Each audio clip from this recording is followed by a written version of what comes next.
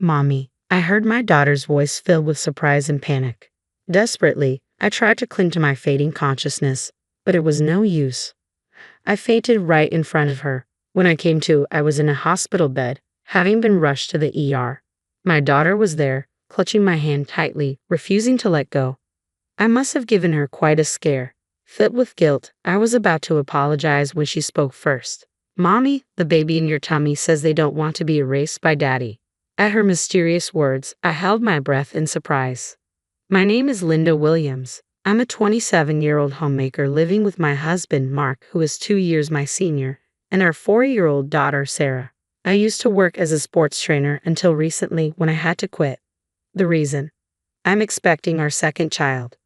I really didn't want to quit, but after discovering my pregnancy, I started feeling unwell more often and had no choice but to leave. I was depressed after quitting a job I loved, but there were some silver linings.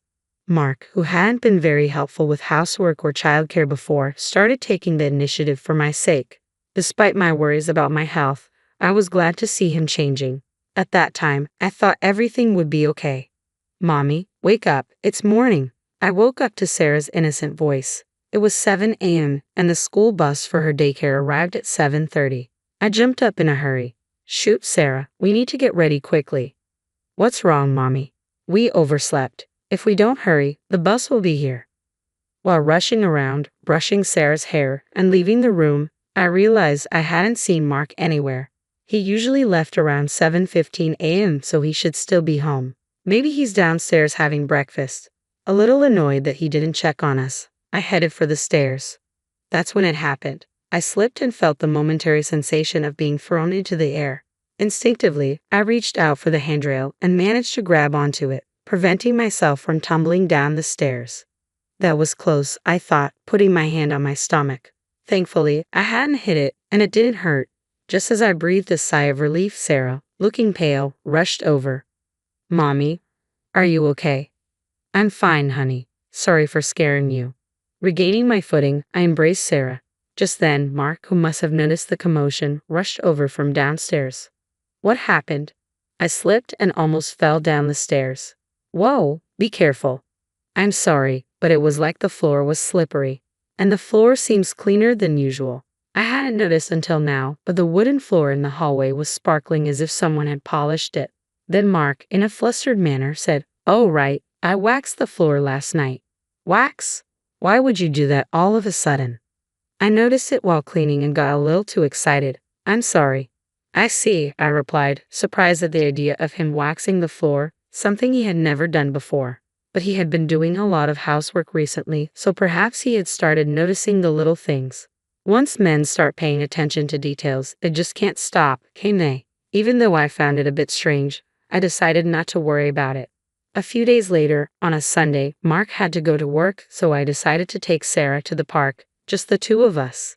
Before, I would run around and play with Sarah, but I can't do that now. I watched her playing on the swing, a water bottle Mark had prepared for me in hand. Who would have thought that Mark would start preparing things like a water bottle for me? When Sarah was first born, Mark was so uninterested in anything to do with the house. It still brings tears to my eyes when I think about it. He also had no interest in Sarah, and every time I said something to him, he got grumpy and started coming home from work later and later.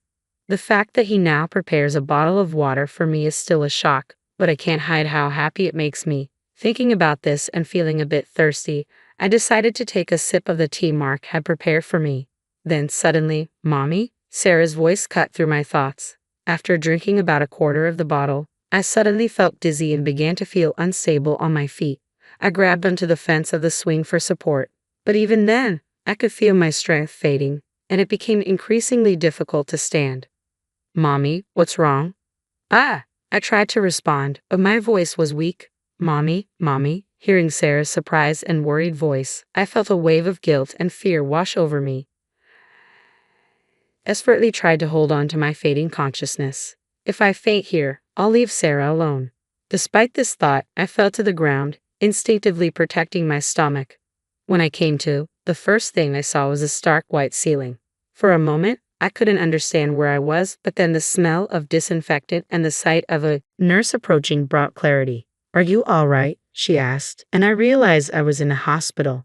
Instantly, I thought of Sarah. Excuse me, Sarah, do you know where my daughter is? She should have been with me when I fainted, I said, sitting up and asking the nurse. She seemed to understand immediately and smiled reassuringly.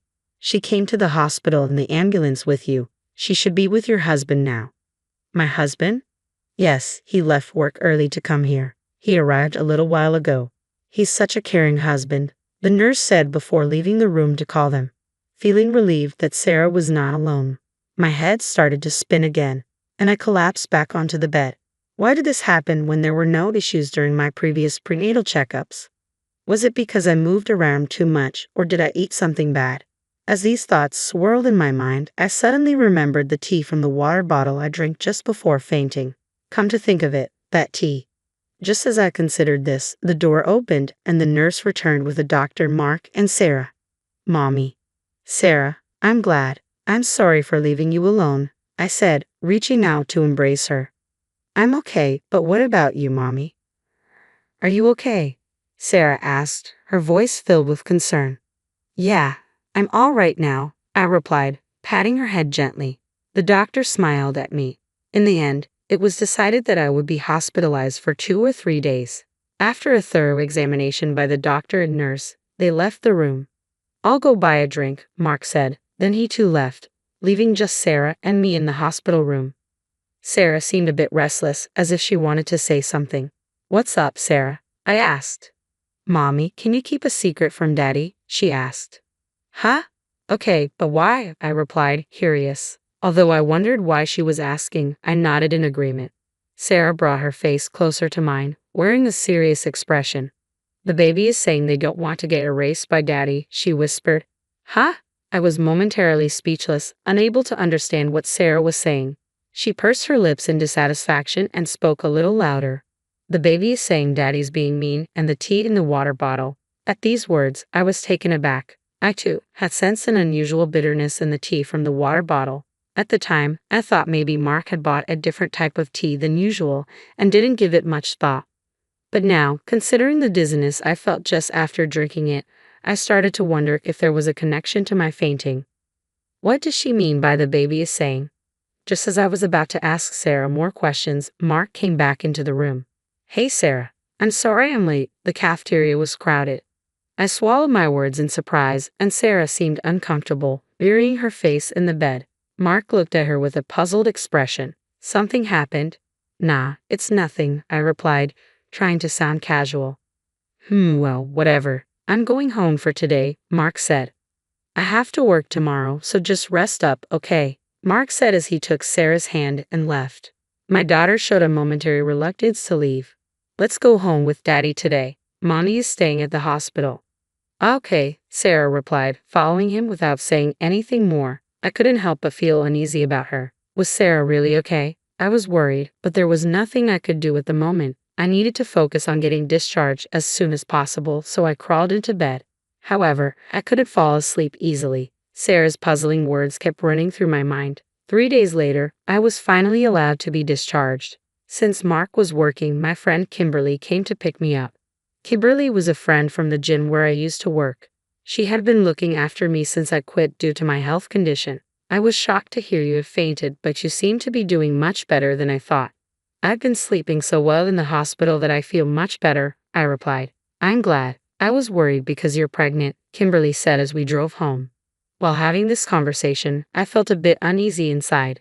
I had been constantly feeling sluggish and heavy-headed, but the discomfort improved in just a few days. The only unusual things I had done during that time were taking a break from housework and child care and eating a balanced diet in the hospital. As I thought about it, I suddenly realized something. I hadn't eaten Mark's cooking for the past few days. I remembered there had been several oddities since Mark started doing housework. Besides almost slipping on the wax floor, other things had bothered me. For instance, items were placed in unusual spots, causing me to trip. I was told the shower was ready, but when I stepped in, the hot water tank was empty and cold water came out. Such incidents occur frequently, especially in winter when cold water came out. I rushed to the hospital out of concern for the baby in my belly. Fortunately, there were no problems, but it was a nerve-wracking experience. At the time, I thought these were just mistakes due to Mark's inexperience with housework. However, reconsidering now, each incident seemed like something that could lead to irreversible consequences if one thing went wrong. Landa, we're here. Ah, yeah. Before I knew it, we had arrived at the house. Seeing my silence, Kimberly looked at me with worry. If you're feeling sick, you should say so, okay? Yeah, I will, thanks. You should rest for today at least. I'll pick up Sarah, okay? Thank you, I appreciate it. As we got out of the car together, I thought to myself that I should talk to Sarah properly once she was back. In the evening, Sarah returned home with Kimberly, who had even bought some deli food for dinner. Call me if anything happens, Kimberly said before leaving. She was like a superhero. I silently jumped for joy in my mind. Having dinner with the deli food Kimberly bought, I felt unusually well and decided to talk to Sarah again. Can we talk a bit more about the other day? I asked. Sarah nodded seriously. Can you talk to the baby in my belly, Sarah? I asked. Yes, Sarah nodded firmly. It was hard to believe, but I felt that there was no falsehood in her words. Then can you tell me again what the baby is saying? The baby is scared of Daddy. Why? Daddy is trying to hurt us on purpose and separate Mommy and the baby. So the baby is clinging to Mommy with all its might. I was at a loss for words at this revelation. Her words, though clumsy, connected the dots I'd been feeling. Everything that felt off might have been deliberately planned to harm the baby. Feeling this, I shivered. Mommy, what's wrong? Are you in pain? Sarah, I'm sorry. I'm okay. Seeing Sarah's tearful face, I hastily embraced my little girl. I made a decision in secret. I have to find solid evidence or no one will believe this. The next day, after watching my husband leave for work, I started my search. I pulled something out from the back of the closet, a baby monitor we used when Sarah was an infant. If this reveals what he's doing, if it shows what I feared. The thought was so frightening. But if it showed nothing, that would be okay too. With a small hope in my heart, I hid the camera behind a houseplant. A few days later, I mustered up the courage to check it. I can't believe this. It's too awful. What was captured there was unimaginable enough to shatter my small hope. I made up my mind. I absolutely won't forgive this. A week or so passed since I saw the footage. I left my daughter Sarah at my parents' home earlier in the day, then tidied up the entire house and prepared a perfect dinner before Mark came home. Mark, who finally came home, was surprised to see the lavish meal set on the table. What's going on? I could have made dinner. I can't let you do anything dangerous anymore, I replied. Ha! What do you mean? I didn't miss the flash of caution in his eyes. I mean exactly what I said. What have you been feeding your pregnant wife all this time? I don't get it at all, he said, trying to sound innocent. My health has improved significantly since I stopped eating your cooking for the past week. What's that supposed to mean? He asked, slightly shaken. I had pretended to eat your cooking and threw it all away. When I told him this, he looked even more unsettled. Also, when I checked around the house, I noticed the non-slip pad under the rug was missing and the anti-tip device on the bookshelf next to the bed was removed. I got goosebumps when I found these. These weren't just targeted at our baby. It implied I was also a target. When I glanced at Mark, his mouth was twitching as he tried to force a smile. Now that I think about it, there was a time when body wash had spilled on the bathroom floor after a shower and things fell from shelves. If I had fallen and hit my stomach, it would have been a disaster. Those are just coincidences, right? Maybe it just made a little mistake, he said nervously. I thought so too until I saw this. I thrust my phone in front of his face and played the footage recorded on the baby monitor. There was Mark talking on the phone with someone, and his voice was clearly recorded. I get it, but it's not going as planned. It's surprisingly hard to make a person disappear in an accident. Well, two people. It would be best if the baby in the belly could disappear too. Those words from the video sent chills down my spine no matter how many times I heard them.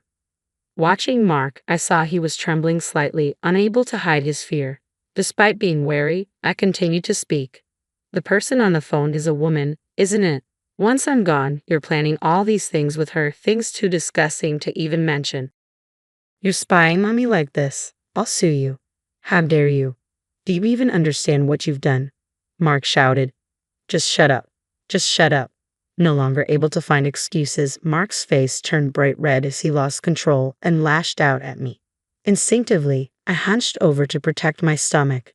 Just as I did, a loud bang sounded, and the next moment, I heard Mark scream. Landa, are you okay? Kimberly, thank you. I was happily settled in life, having married into a wealthy family, yet, Mason sat across from me in the hotel lobby, mockingly commenting on my seemingly simple lifestyle. His sharp voice pierced the calm, taunting me with his latest boast. He had married the daughter of the president of Goldsmith Enterprises. His laughter, filled with pride, echoed in the air, but it was the mention of Goldsmith Enterprises that truly caught my attention. The name was familiar, though I couldn't place it at first. Then, it clicked. As Mason continued to gloat, unaware of the humor I found in his bragging, I reflected on my life. My name is Patricia, and I'm 37 years old, living contentedly with my husband, Mason. I work in my family's real estate business, primarily handling administrative duties, while my father, the president, manages the company's broader strategies. As an only child, I'm expected to lead the company one day. Despite this looming responsibility, I've always strived to balance my personal and professional life, especially with Mason.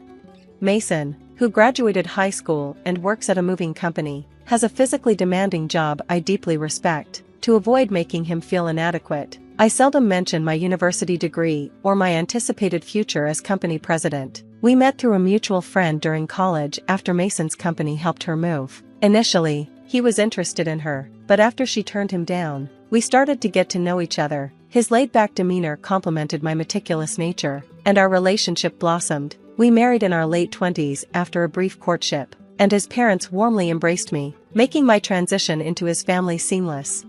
For the most part, our marriage was smooth. Mason's demanding job often left him exhausted, but he remained devoted, even on his toughest days. He expressed gratitude when I stayed up to share dinner with him. I felt fortunate to have such a caring partner. However, after a year of marriage, cracks began to form in our once harmonious life.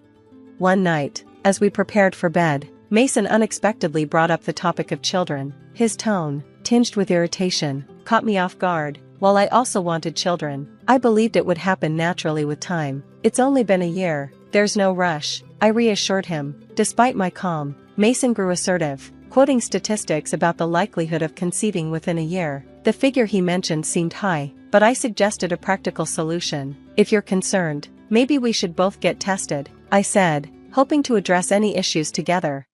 His reaction stunned me. What are you implying? That it's my fault? He snapped. Usually, it's the woman's fault. His tone was laced with contempt. I was taken aback. I had never accused him of anything. Yet, Mason seemed intent on blaming me. It's definitely the woman's fault, he added coldly. Hurt and shaken, I could barely muster a reply. Of course, I said softly, so just you get tested. I'm too busy with work.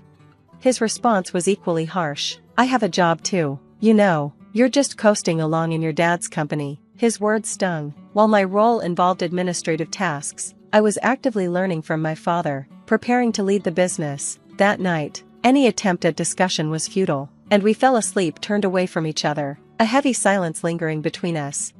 Over time, Mason's attitude shifted drastically. One evening, after a long meeting with my father, I returned home to find him irate over dinner not being ready. I'm sorry, I explained hastily. I just got home 15 minutes ago. I'll start cooking now. But Mason dismissed my apology. Typical of a small company's boss's daughter, he scoffed, failing to grasp the scale of my father's enterprise, a significant real estate firm with hundreds of employees.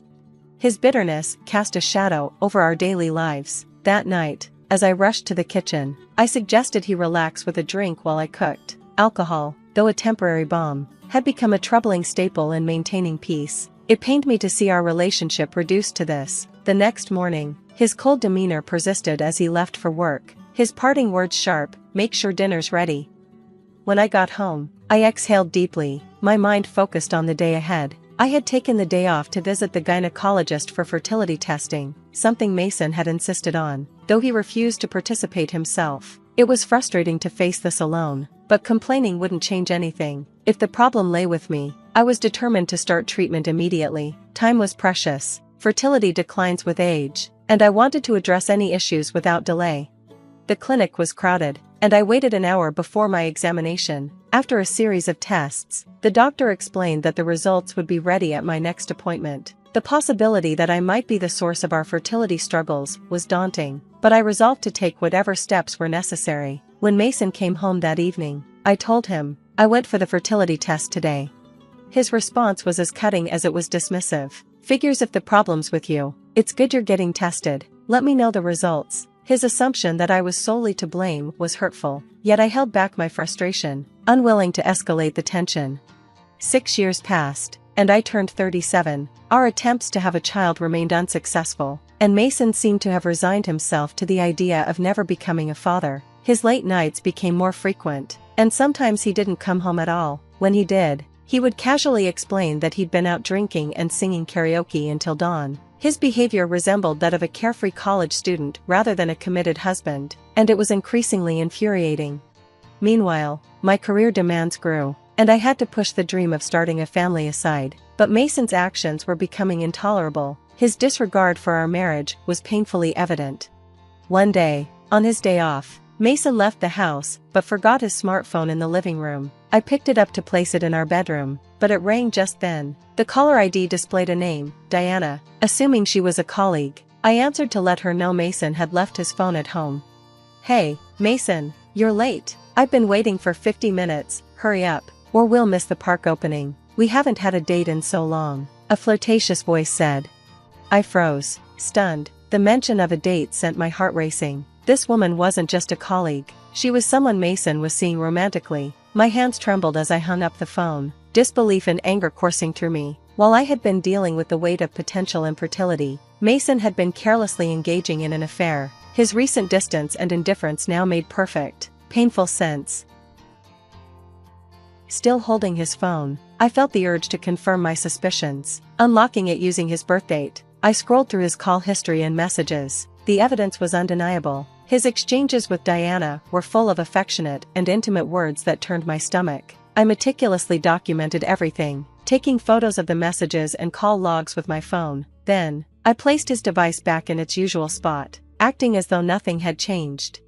A month passed in this unsettling limbo. One day, my father, the president of our company, called me into his office. "I have something important to discuss with you," he said gravely. His tone made me brace for serious news, adding another layer of stress to my already overwhelming situation.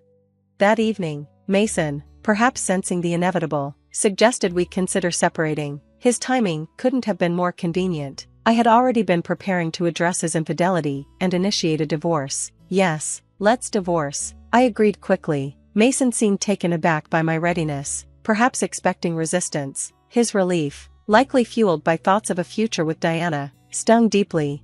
He handed me divorce papers the next day, which I signed without hesitation. "I'll file these tomorrow. I'll be leaving the house," he said nonchalantly. "Are you sure about the mortgage?" I asked, suspecting he hadn't fully considered his financial situation. His job, while demanding, wasn't lucrative enough to cover the payments alone, but I didn't feel any obligation to cushion his transition. A few days later, I moved back to my parents' house. They were initially concerned about my well-being but became furious when I revealed Mason's betrayal. Their support and reassurance helped solidify my decision to leave him behind. I threw myself into work, using my responsibilities to distract from the emotional wreckage of my failed marriage. A year passed in a whirlwind of projects and commitments. One evening, noticing how consumed and fatigued I'd become, my father suggested I take a break. "Why don't you take a trip? Things will only get busier next month," he said, his concern evident. Grateful for the suggestion, I decided to take a solo trip to the Northeast, craving peace and a change of scenery. The crisp air of the Northeast was invigorating, cleansing my weary soul. The locals were kind and welcoming, their warmth slowly mending my spirit. Wanting to indulge in the best experience possible, I booked a stay in a renowned Los Angeles hotel for the final leg of my journey. After checking in, I settled into the lobby with a welcome drink, letting the fatigue of the past year melt away. For the first time in a long while, I felt a flicker of hope for what lay ahead. The serene atmosphere of the hotel lobby wrapped around me as I sipped my drink, feeling a rare and precious sense of peace. I half-joked to myself about moving to Los Angeles when a familiar voice pierced through my thoughts. "Huh? Hey, what are you doing here?" I turned, startled, and my heart sank. It was Mason, my ex-husband, entering the lobby with 2 large suitcases. The last thing I expected on this journey of healing was to encounter him. Beside him was a young woman, likely in her early 20s, with flawless skin, bold makeup, and striking red nails. She wore a short skirt that seemed inappropriate for the chilly weather. but her confidence carried it off. "Mason?" I blurted out, disbelief clear in my voice. "Who is she?" "Oh, let me introduce you," Mason said, grinning with an excitement I hadn't seen in years. "This is Diana, my new wife. We're on our honeymoon, and guess what? She's the daughter of a wealthy businessman." Diana, the name hit me like a thunderclap. She was the same Diana from the phone call that had revealed Mason's betrayal. A wave of discomfort surged through me as Mason's pride in marrying someone young and rich became all too obvious. "You're here alone? That's sad," Mason sneered, his words dripping with disdain. Diana smirked as she eyed me. "Mason, is this your ex-wife?" she asked, her tone sharp. "She looks old. Hurry up with the check-in," she added, irritated. Mason draped an arm around her and laughed, a grating sound that broke the tranquility of the lobby. "Yeah, I'm set for life now, marrying into money. Thanks for making the divorce so easy, Patricia," he said mockingly. "Diana's dad is the head of Goldsmith Enterprises. They even paid off our house mortgage in a snap." I took a deep breath, steadying myself. "Goldsmith Enterprises?" I said casually. "Oh, I know them. Their main office is in that big building downtown, right?" Mason looked momentarily surprised. "You've been there?" "Yes," I replied evenly. "That building is part of my father's real estate portfolio. He bought it recently for $500 million. He's mentioned them before. They're a tenant, though apparently not the best one." Mason and Diana exchanged puzzled glances. "What do you mean?" Diana asked, her confidence wavering. I let the silence linger for a moment before continuing. "Goldsmith Enterprises has been late on their rent for months. My father was just talking about starting legal action if it doesn't get resolved." Diana's face paled. "That's impossible. Our company is doing great," she stammered, her voice filled with doubt. "I'm not making this up," I said calmly, pulling out my phone. I called my father and asked him to send over the most recent rent notice. Within moments, I showed them the document, which clearly listed Goldsmith Enterprises' overdue payments. Diana's bravado crumbled. "Come to think of it," she murmured, "Dad has been stressed lately, talking about slow sales and layoffs." Mason, however, exploded in denial. "You're lying. You're just trying to ruin us. You've always been spiteful," he shouted, his accusations loud enough to draw glances from nearby guests. His words were a sharp echo of our troubled past, but this time, they didn't sting. "Spiteful?" I repeated, my tone steady. "Mason, I have no reason to care about your life. You moved on, and so have I. I just feel sorry for Diana. Did you marry her for her money, just like you rushed into marriage with me to have kids? You always blame others for your problems, but here's the truth, I'm over you. Completely." Mason's face twisted with anger. Arrogant as ever, he spat. "You can't even have kids. Diana and I are planning to start a family after this trip." I smiled faintly.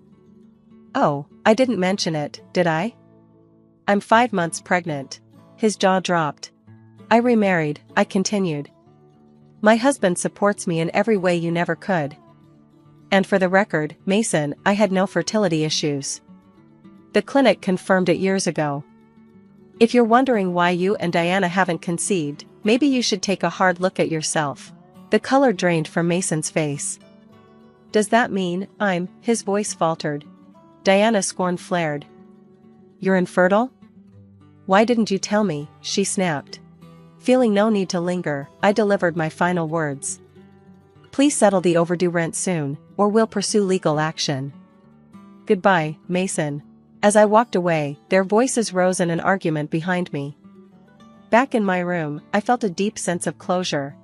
When I returned from the trip, my husband greeted me warmly. "Welcome back. I hope you had a chance to relax." "I did," I replied, smiling. For the first time in years, I felt truly free from my past. Later, I learned through my father's connections that Goldsmith Enterprises had spiraled into financial ruin, mired in scandal and debt. Mason's dreams of luxury had crumbled as swiftly as they'd been built. My life, by contrast, was filled with new beginnings and genuine love. I had moved on, not just from Mason, but from the shadow he had cast over my life.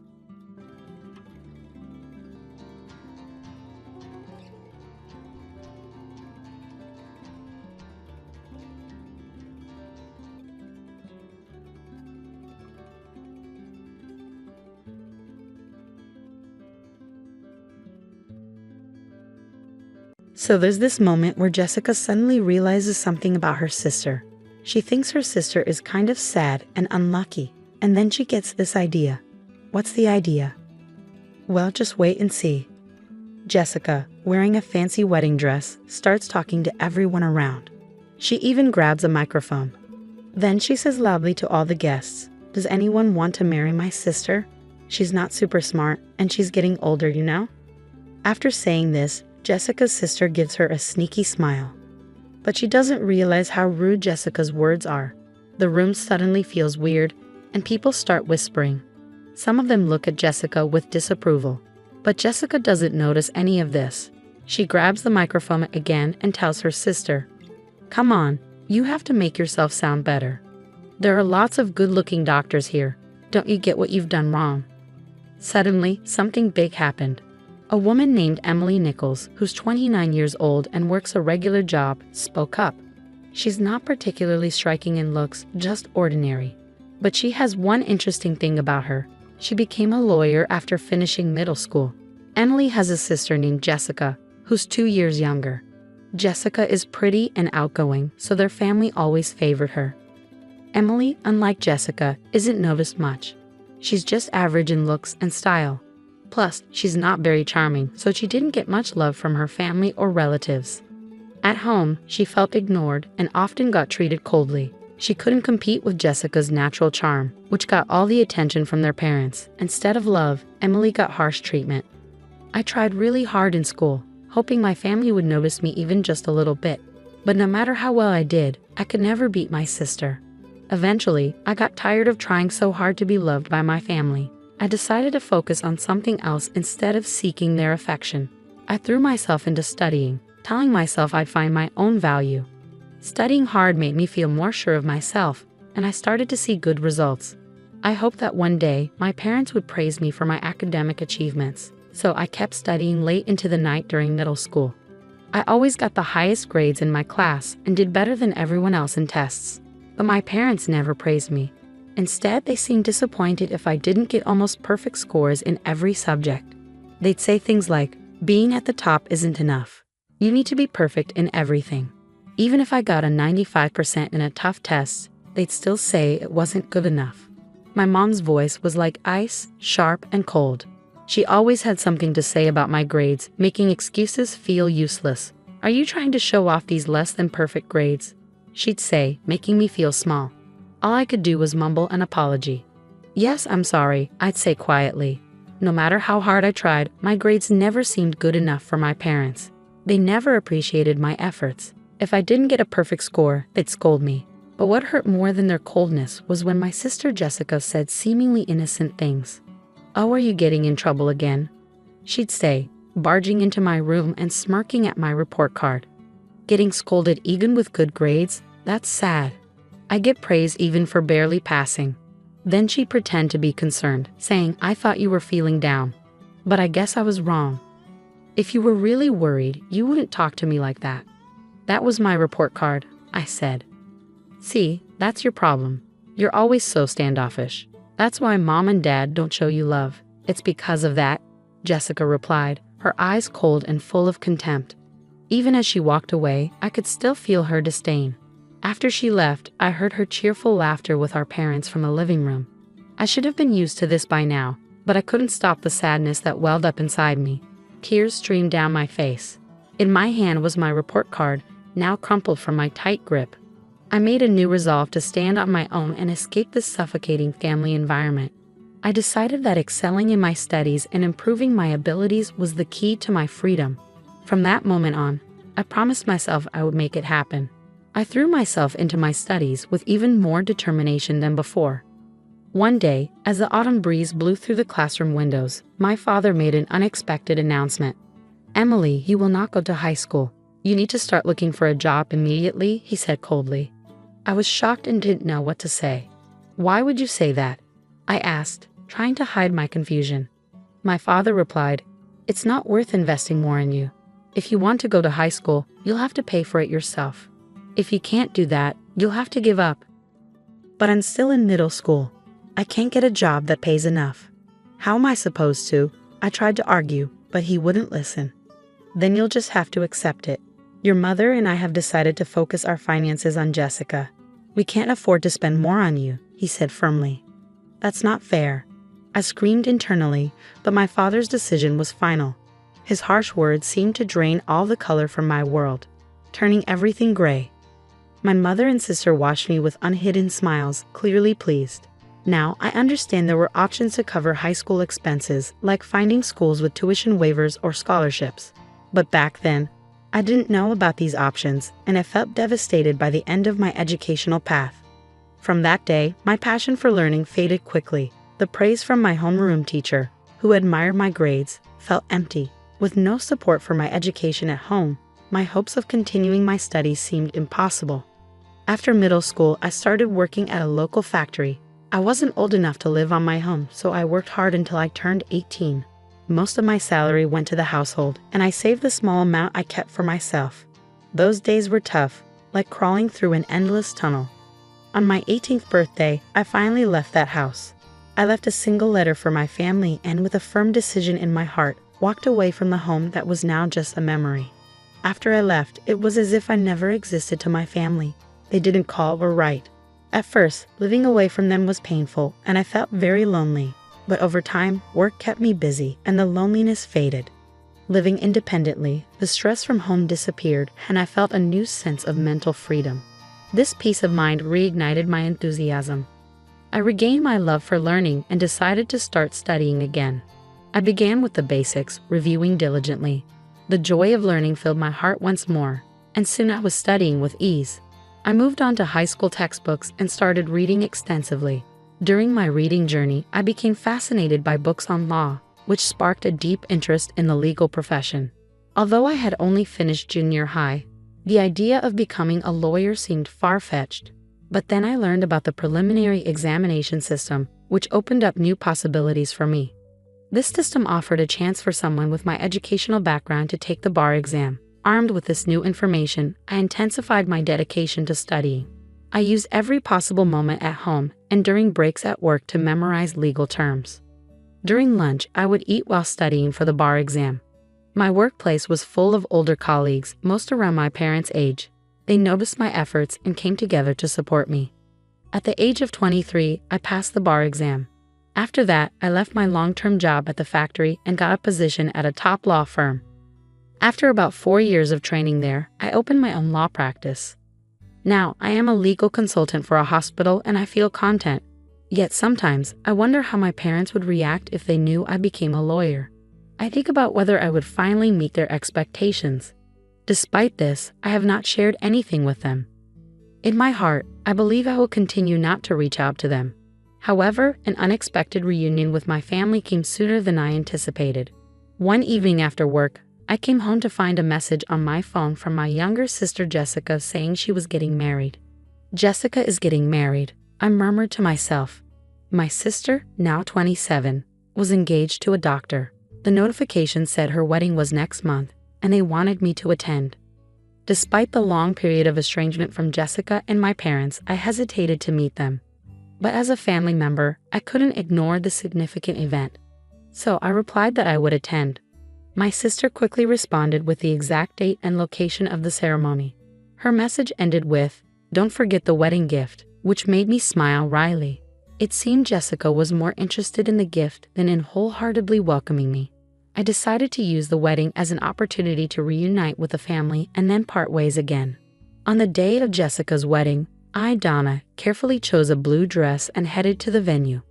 After completing the entrance formalities, I took my seat in the family area where my father and mother were already seated. "You have some nerve showing up here. You must be doing well for yourself with the meager earnings from the factory," my father said coldly. "Indeed, you're right. Introducing someone like her as family does not do us any credit as parents," my mother added disdainfully. "Jessica shouldn't have invited someone like you," my father continued.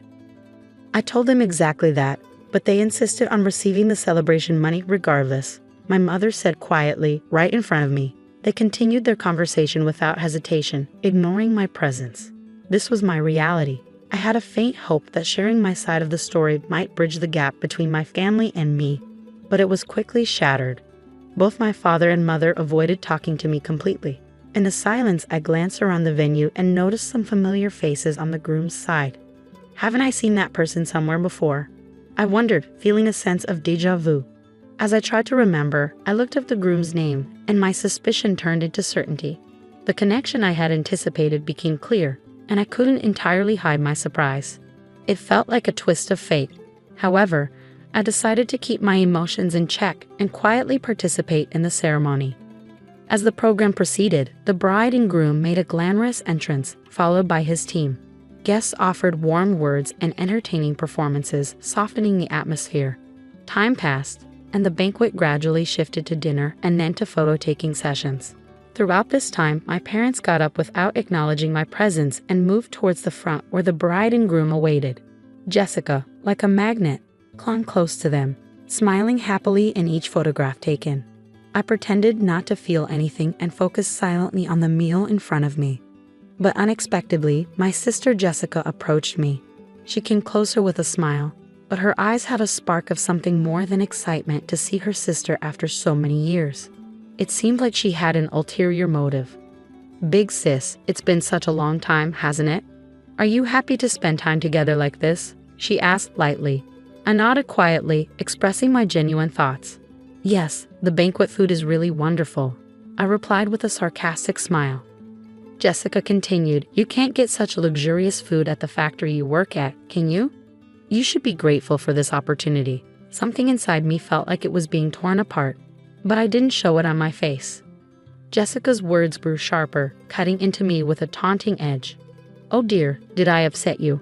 I'm sorry, but it's natural for you to be envious, isn't it? Your little sister marrying a doctor and all." The phrase "I'm sorry" slipped from her mouth flippantly, as if it were a meaningless ornament. I kept my expression unchanged and quietly waited for her next move. Then Jessica whispered in my ear, "Big sis, because I feel sorry for you, I've come up with a great idea." Despite maintaining my composure, I asked with suspicion, "A great idea? What is it?" Jessica replied with satisfaction, "You'll see, just watch closely." Adorned in her elegant wedding dress, she gathered the attention of everyone around as she received a microphone from the staff. Suddenly, she announced loudly to the guests, "Ladies and gentlemen, you may not be aware, but my sister is here. She may not have the highest education or be the youngest, but if there is anyone kind-hearted enough, could you please take her under your wing?" My face turned red in an instant. "What are you saying, Jessica?" I exclaimed, unable to hide my shock and embarrassment. Jessica continued even louder.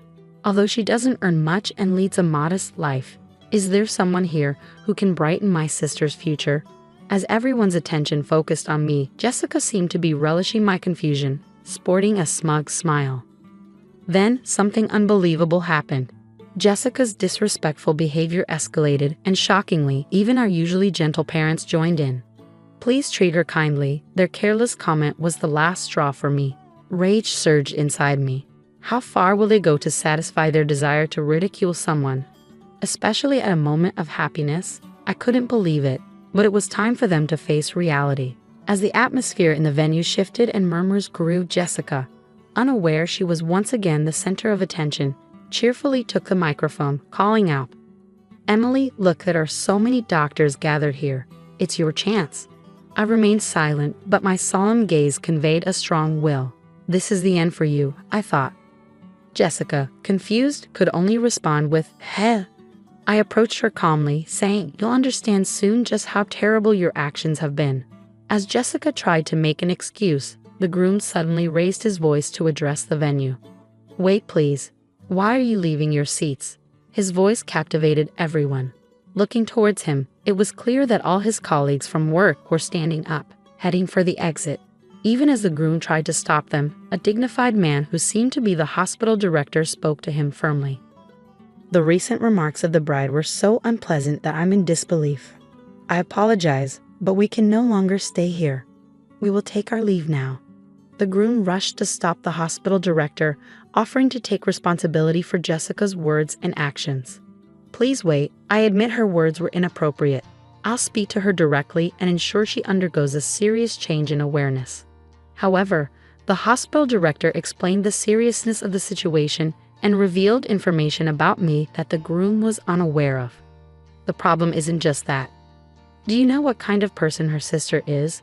The groom, confused, admitted he knew nothing about me. Eh?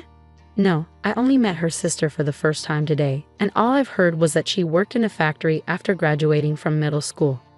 The hospital director couldn't hide his irritation at the groom's ignorance.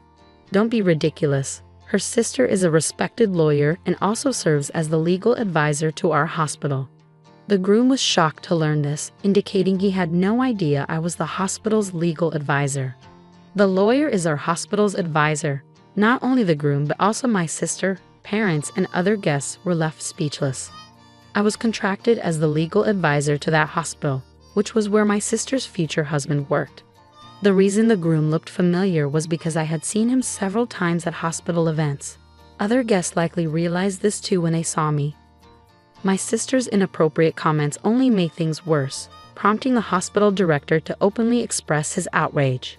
Although the groom himself is a member of the hospital's medical staff and has no direct relation to me, to the hospital director and other staff, the legal advisor is of significant importance. The groom's face turned even redder, and he stepped toward his sister, raising his voice in reproach. What on earth is this? Because of your carelessness, my reputation is now tarnished. The groom reproached Jessica, his tone filled with indignation. Jessica stumbled over her words for a moment, then defended herself like a bewildered child. It's not like that. I truly had no idea that my sister was in such a prestigious position. Growing more indignant, the groom continued to chastise Jessica for her ignorance. Ignorance is no excuse. And how can you speak so lightly and disrespectfully of your own sister? As a human being, your behavior is at the very bottom. You've truly lost sight of what's valuable. Desperately trying to elicit some understanding, Jessica pleaded, "Wait a minute, listen. I have a good reason." However, the groom, unwilling to hear her explanation, declared decisively, "The withdrawal from the marriage itself. I have no interest in hearing your excuses. Our marriage discussion ends here." Shocked by his words, Jessica collapsed on the spot as if her soul had left her, her complexion turning deathly pale. Then, in a fit of anger, the groom and the guests disappeared from the wedding hall. As I was about to leave, I heard a desperate cry from my sister behind me. "Please help me, Emily."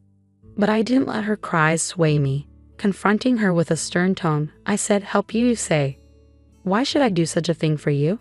The situation you're in now is the result of your own actions. Trying to get a laugh with a joke that mocks others and then playing the victim when it fails is pathetic. I can't accept it." Jessica, confused and anxious, pleaded, "Why are you being so harsh?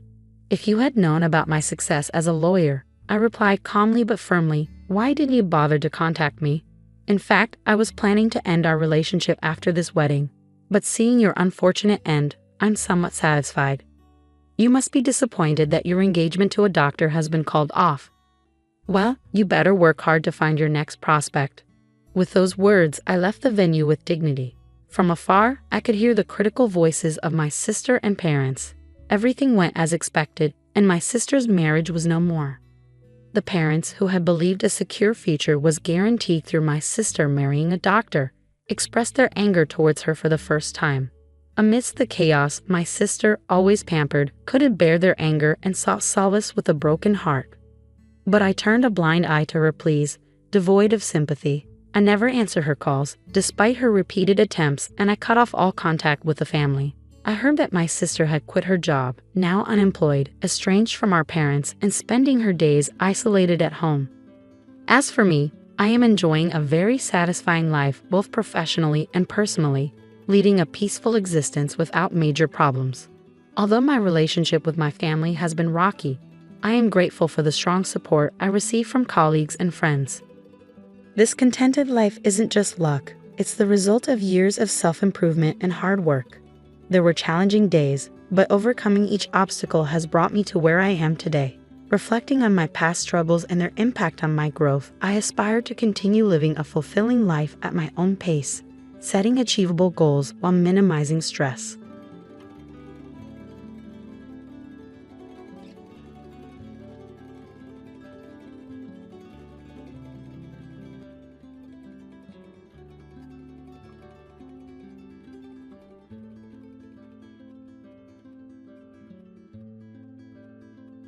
You should feel honored, Rebecca said, swirling her champagne in the crystal glass our grandmother had left us. Not everyone gets to be maid of honor at the society wedding of the year. My name is Charlotte Warren, and I was watching my childhood best friend celebrate stealing my future with our grandmother's favorite champagne and our grandmother's favorite glass. The same grandmother who had trusted us to share her estate equally, believing until her last breath that her two beloved granddaughters would honor her wishes. Nothing to say, Charlie? Rebecca prompted, using the nickname she knew I hated. No tears about the money. No lecture about family loyalty. I kept my expression neutral as I studied her. The designer dress that probably cost more than most people's monthly salary, the enormous diamond ring her fiancé Thomas had surprised her with, the wedding planning binders spread across what used to be our grandmother's antique desk. Congratulations, I said simply. The wedding sounds perfect. She frowned slightly, thrown off by my calm demeanor. That's it? No drama? No threats to tell Thomas where the money really came from? Would it change anything? No, she laughed, taking another sip of champagne. The money's spent, Charlie. The venues are booked. The deposits are paid. And in 6 weeks, I'm marrying into one of Boston's oldest families. Everything I've always dreamed of. What she meant was everything she'd stolen from both of us. Our grandmother's estate was supposed to be split equally, enough for each of us to start our own lives, pursue our dreams. Instead, Rebecca had spent the past year systematically draining every account she could access, using her power of attorney and her knowledge of banking to move money around until there was nothing left. Well, I said, picking up my purse, I'm sure it will be beautiful. Don't be like that, she called as I turned to leave. We had fun spending it, didn't we? All those shopping trips, the spa days. I let you enjoy some of it before it was gone.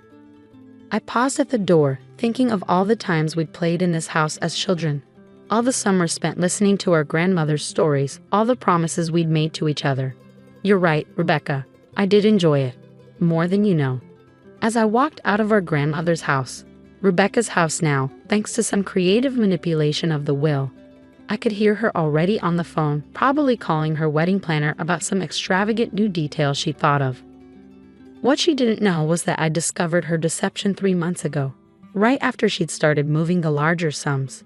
She thought she was being clever, using her banking background to hide the transfers, but she'd forgotten one crucial detail. I worked in digital forensics. The drive home was quiet. Through the car windows, I could see Boston's familiar skyline, the same view I'd grown up with. The same view our grandmother had loved right up until the end. My phone buzzed. A text from Maya, my colleague and one of the few people who knew what I'd been planning. Is it done? Phase 1 complete, I replied. She doesn't suspect a thing. Maya was one of 3 people who knew what I'd been quietly preparing since I'd first discovered Rebecca's betrayal. Like me, she'd seen through the perfect facade. The extravagant spending, the whirlwind romance with Thomas, the carefully constructed image of the society bride-to-be. As I pulled into my apartment complex, I passed Mrs. Chen from next door, who gave me a sympathetic smile. She'd been friends with our grandmother, had watched Rebecca and me grow up. She knew what was happening. I'd probably seen through Rebecca's act from the beginning. Such a shame, she'd said to me last week. Your grandmother would be heartbroken. But that was where Mrs. Chen was wrong. Our grandmother hadn't been naive, she'd been strategic. What Rebecca never understood was that the estate she thought she'd cleverly stolen was only part of the picture. I entered my apartment and went straight to my home office, where Maya was waiting with our other conspirators, James from cybersecurity and Lisa, our grandmother's former secretary. Everything's in place, Maya said as I walked in. We're just waiting for your signal. I nodded, setting my bag down and looking at the wall of monitors they'd set up. Each screen showed different aspects of our plan: bank records, property deeds, social media feeds, and most importantly, the evidence we gathered of Rebecca's systematic theft. How long until she notices? Lisa asked, her legal pad already covered in notes. She won't, I replied. Not until the wedding day. That's what she cares about most, her perfect society wedding. I thought back to how this all started. Rebecca and I had grown up together, raised by our grandmother after our parents died in a car accident. We were more than cousins. We were sisters, best friends. At least, that's what I believed. But Rebecca had always wanted more. While I was content with our comfortable life, She dreamed of joining Boston's elite. When she met Thomas Bradford at a charity gala last year, she saw her chance. He came from old money, the kind of family she'd always envied. The first warning sign came when she started changing. Subtle things at first, like canceling our weekly dinners, becoming obsessed with social media and her public image. Then came the spending, designer clothes, luxury cars, lavish parties to impress Thomas's family. I trusted her when she said she was just enjoying our inheritance, celebrating our grandmother's memory. That was my first mistake. Show me the timeline, I said to Maya. She pulled up a detailed flowchart on the main screen. Phase 1 is complete. She believes you've accepted everything. Phase 2 starts next week, when the wedding vendors begin receiving their payment confirmations. James nodded. All the fake transactions are in place. As far as any of them know, they've been paid in full. And Thomas? I asked. Still completely in the dark about where the money really came from, Lisa confirmed. He thinks Rebecca's family was just, well off. I smiled slightly. Rebecca had played her part perfectly, crafting an image of old money and refined taste. She'd even started speaking differently, adopting the subtle mannerisms of Boston's upper class. My phone buzzed. A text from Rebecca. Don't forget, final dress fitting next week. Try not to look too devastated about the money. We wouldn't want to ruin the photos. I showed the message to my team. She really thinks she's won. Are you sure about the timing? Maya asked. We could expose her sooner, stop the wedding before. No, I cut her off. She wants her perfect day. Let her have it, right up until the moment it falls apart. I turned back to the monitors, watching as our plan continued to unfold. Rebecca thought she'd inherited a substantial estate and spent it all on her dream wedding. What she'd actually gotten was access to the smaller trust, the one our grandmother had set up knowing it might be misused. The real estate, the investment accounts, the family business, all of that had been quietly transferred into a separate trust years ago. A trust that would only activate under specific conditions. Start the sequence, I told James. Make sure everything looks perfect right up until the wedding day. He nodded, fingers flying over his keyboard. The vendors are already set up. They all think they've been paid, but the actual transactions will bounce, I finished. Every single one of them, right in the middle of her perfect ceremony. The next few hours were spent finalizing details. Lisa reviewed the legal documentation one more time, ensuring everything was airtight. Maya coordinated with our contacts in the banking industry, making sure the transaction failures would be properly documented. And James worked his magic with the digital trails. Around sunset, my phone buzzed again. Another text from Rebecca. The flowers arrived for tomorrow's bridal shower. You really should see them, Charlie. This is what real money can buy. I showed the message to the others. She really has no idea what's coming, does she? Lisa said, shaking her head. Rebecca always did confuse wealth with worth. I replied, tomorrow she starts learning the difference. The morning of Rebecca's wedding dawned bright and clear, perfect weather for what Boston's social pages were calling the event of the season. I stood in front of the mirror in the bridal suite of the Fairmont Copley Plaza, adjusting my maid of honor dress while Rebecca fussed with her custom Vera Wang gown. Everything has to be perfect, she said for the 100th time, scrutinizing her reflection. Thomas's family expects nothing less. I smiled, checking my phone discreetly. A message from Maya flashed across the screen. All systems ready. Vendor payments failing in sequence. Don't worry, I told Rebecca, tucking my phone away. Everything will be exactly as it should be. The bridal suite was a flurry of activity. Hairstylists, makeup artists, photographers, all carefully selected to create Rebecca's fantasy wedding. Each one had received confirmation of payment, not knowing that those confirmations were as hollow as the bride's promises. I still can't believe it's finally happening, Rebecca gushed, accepting a glass of champagne from one of her bridesmaids. All those years of dreaming, and now I'm marrying into the Bradford family. Grandmother would have been so proud. I bit back a response, thinking of the real pride our grandmother had taken, not in social status or wealth, but in honesty and integrity. Values Rebecca had conveniently forgotten. My phone buzzed again. James this time. First vendor payment bounced. Florist trying to reach Rebecca. Right on schedule. Oh God, one of the bridesmaids suddenly exclaimed, looking at her phone. Rebecca, the florist is saying there's a problem with their payment. Rebecca's face tightened slightly, but she maintained her composed smile. It's just a mix-up. Charlie, be a dear and handle it. Of course, I said smoothly, stepping out of the suite. In the hallway, I watched the notifications start rolling in on my phone. One by one, vendor payments were being rejected. The caterer, the band, the photographer, even the hotel itself. I dialed Maya. How's it looking? Beautiful chaos, she replied. The florist is threatening to remove the arrangements, the caterer is demanding immediate payment, and the hotel manager is heading up to speak with Rebecca right now. As if on cue, I saw the manager striding down the hallway, his face set in a professional mask of concern. I stepped aside as he knocked on the bridal suite door. Miss Warren, he called. We need to discuss an urgent matter regarding payment.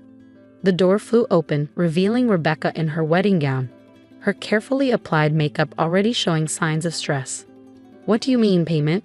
Everything was handled weeks ago. I'm afraid there seems to be a problem with all the vendor payments, the manager explained. The transactions have been rejected by your bank. Rebecca's face went pale. That's impossible. I have the confirmation emails. Yes, well, the manager cleared his throat. It appears those confirmations were premature. We'll need immediate payment to proceed with the wedding. I watched as Rebecca's perfect facade began to crack. She fumbled for her phone, probably trying to access the accounts she thought were still full of our grandmother's money. This is insane, she muttered, her fingers shaking as she typed. The money was there. I checked yesterday. Problems? I asked innocently. She grabbed my arm, pulling me back into the suite. Charlie, I need you to help me fix this. There must be some mistake. Like the mistake you made when you stole my inheritance? I asked quietly. She froze, really looking at me for the first time that day. What did you do? Me? Nothing. I just made sure everyone knew exactly where their money wasn't coming from. The color drained from her face as understanding dawned. You knew? All this time? I knew everything, Rebecca. The fake transfers, the emptied accounts, even the lies you told Thomas about your family's wealth. As if summoned by his name, there was another knock at the door. Thomas's mother stood there, her face tight with barely contained fury. Rebecca, she said coldly, we need to talk. Now. The next hour was like watching a carefully constructed house of cards collapse in slow motion. The vendors began removing their unpaid services, flowers disappeared from the reception hall, catering staff packed up their equipment, the band started loading out their instruments. Thomas's family, already skeptical of their son's whirlwind romance, demanded answers about Rebecca's supposedly wealthy background. The truth about her systematic theft of our grandmother's estate came out in a rush of accusations and tears. You lied to me, Thomas demanded, his face a mask of betrayal. About everything. I did it for us, Rebecca pleaded. For our future. Our future, he laughed bitterly. There is no future, the wedding's off. As the Bradford family swept out of the hotel, taking their son and their social connections with them, Rebecca turned on me, her perfect makeup streaked with tears. How could you do this to me? She demanded. I'm your family. Family? I repeated. Family doesn't steal from each other, Rebecca. Family honors their promises. I was going to pay you back, she insisted. Once I married Thomas. No, I cut her off. You were going to keep taking, just like you always have. But not anymore.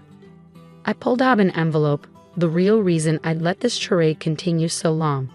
Grandmother left more than just the money you stole, I explained, watching her face as understanding dawned. She left instructions, conditions for the real inheritance. Real inheritance? Rebecca whispered. The family business, the properties, the investment accounts all held in a separate trust. A trust that would only activate if one of us proved worthy of it. And you think you're worthy? She spat. No, I said quietly. I think neither of us was until today. Grandmother knew one of us might be tempted to take advantage of the other. This was her test, to see who would choose integrity over greed.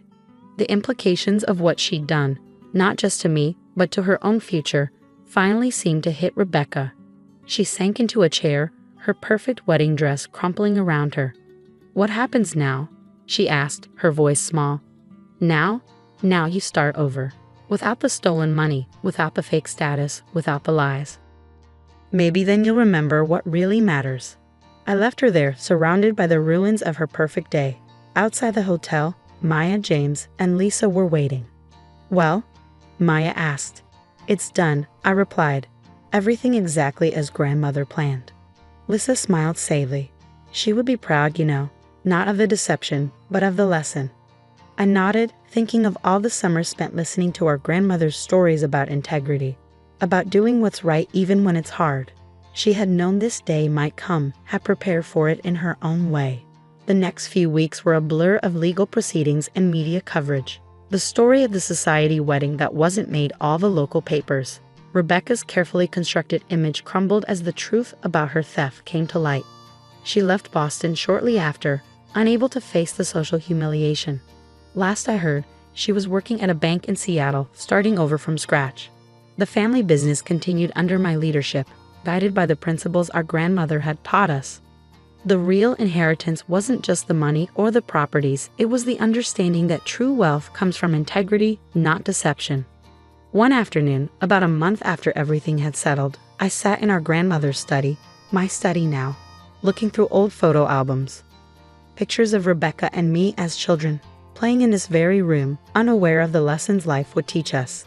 Maya knocked on the door, carrying a familiar bottle of champagne. Found this in the cellar, she said. Thought maybe it was time for a proper celebration. I smiled, recognizing our grandmother's favorite vintage.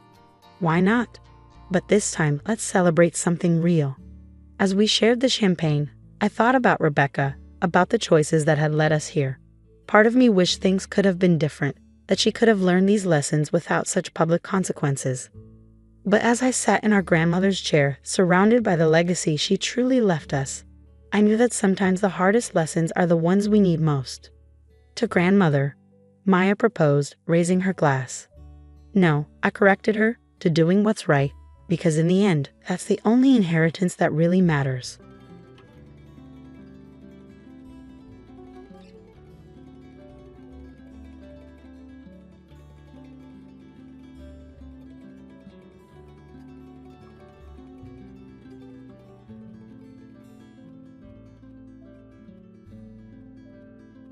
The inheritance of $10 million from our parents would soon be decided, and I knew my sister Megan's intentions all too well. She made it clear she believed our parents adored her more and would have wanted her to inherit everything. It's obvious, she said with a smirk. Why would they leave anything to someone as plain as you? Megan had hardly contributed during our parents' funeral. While I managed the overwhelming arrangements, she spent her time discussing the inheritance, as though she couldn't wait for the formalities to end. She eventually made her stance clear. I'll take it all. Fine by me if you never contact me again, she said mockingly. Who would want to? I thought. She didn't realize she was the one being cut off, not me. Without a word, I turned my back on her laughter, feeling only a hollow resignation. I had lost my sister as surely as I'd lost our parents, yet, no sadness came.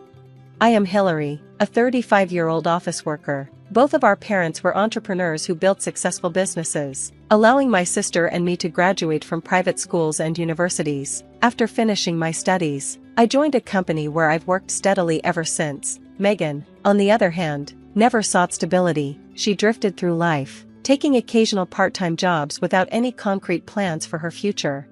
Despite her lack of direction, our parents indulged her. They provided for her expenses and adventures, while urging me to be prudent and self-sufficient. The difference in treatment was painfully clear. Megan's life of ease was granted because of her extraordinary beauty. She had inherited our mother's large, expressive eyes and double eyelids, our father's sharp nose, and our grandmother's elegant figure. Everywhere she went, she turned heads, exuding charm and confidence. I, however, was not so fortunate. I had my mother's low nose, my father's small eyes, and my grandfather's stocky build. From the moment Megan was born, 6 years after me, she became the family's darling, effortlessly overshadowing me. As a child, I adored her, and she would follow me around, calling me Hillary. But by the time she reached elementary school, her beauty garnered attention that highlighted my own insecurities. Scouts would arrive to recruit her for modeling opportunities, but I was often met with polite dismissal.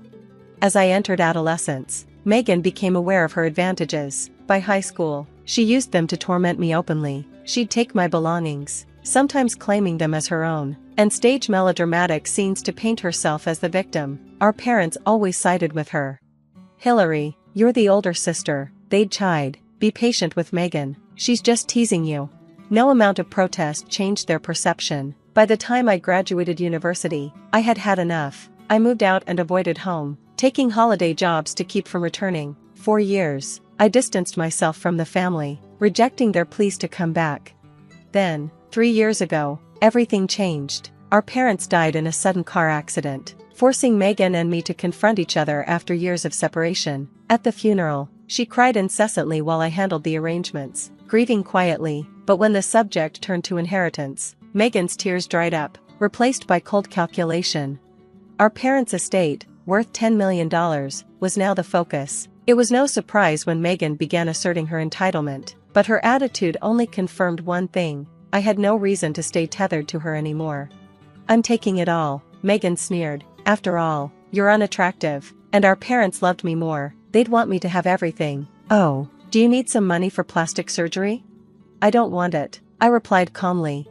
Her surprise was evident, but I meant every word. The idea of inheriting was meaningless to me, especially after the chaos surrounding our parents' sudden deaths. There had been no time to grieve, as I was overwhelmed by the demands of relatives, subordinates, and business partners at the funeral. The whispered remarks comparing us, "Are they even sisters? They don't look alike at all," paired with Megan's smug expressions only deepened my exhaustion. "I don't want the inheritance," I repeated. "You can have all $10 million, but there's one condition." Megan tensed, narrowing her eyes. "What condition?" "I won't take a cent, but in exchange, I'm severing all ties with you. From this moment on, we're no longer family, no contact, no help, ever."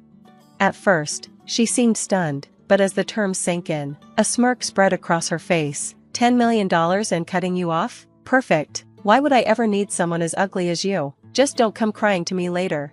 Ignoring her mocking laughter, I left our family home for good. I had lost my parents and now my sister, but the relief of cutting ties outweighed any lingering sadness. 3 months passed peacefully until Megan began bombarding me with calls. I ignored them at first, but since I needed my phone for work, I reluctantly answered. "Hillary, I need a favor," she demanded. "I don't have a sister," I said coldly. "Stop contacting me." As I tried to hang up, she pressed on, her tone self-pitying but unapologetic. "I tried to spend Dad's money, but a friend at City Hall said I need to consult about inheritance taxes. Isn't it just mine? Do I really need to pay taxes for money my own father left me? I don't know any lawyers, so can you handle it?" Her entitlement gave me a headache, but I decided to clarify the situation to shut her down. "For the record, there's no inheritance tax in this case since the amount is under $1, $4 million, but you only have access because I renounced my claim. I already informed a lawyer, so I have no rights to Dad's estate. Any issues are your problem now." "Wait, that's great," she began. "Don't thank me," I interrupted, "and don't contact me again." Megan ended the call in a huff. It was clear she hadn't done her homework. Inheritance isn't as simple as taking the money and running. Assets go through probate, and debts are settled before distribution. Megan's ignorance of these processes would soon catch up with her. Weeks later, Megan consulted a lawyer and learned the harsh truth. The $10 million was the total value of our parents' assets, not liquid cash. Most of it was tied to the businesses they had started, and Megan, who had no involvement, wasn't entitled to much. Worse, she discovered she was responsible for business debts as a co-signer on some loans. By the time debts were deducted, her inheritance amounted to just $1 million. Her calls resumed, this time frantic and tearful. "Hillary, I'm only getting $1 million. This doesn't make any sense." "That's still a lot of money," I said, exasperated, like winning the lottery. "Didn't I tell you not to contact me again?" But Megan, who had expected millions, wouldn't stop. Her troubles only grew when rumors spread that she had inherited $10 million. Relatives, supposed friends, and even strangers hounded her for money. Stalkers and extortionists appeared, drawn by the false rumor. "Hillary, help me," she begged in desperation. "Where are you now?" But I had long since left her behind. The silence in my life was precious, and I had no intention of losing it again.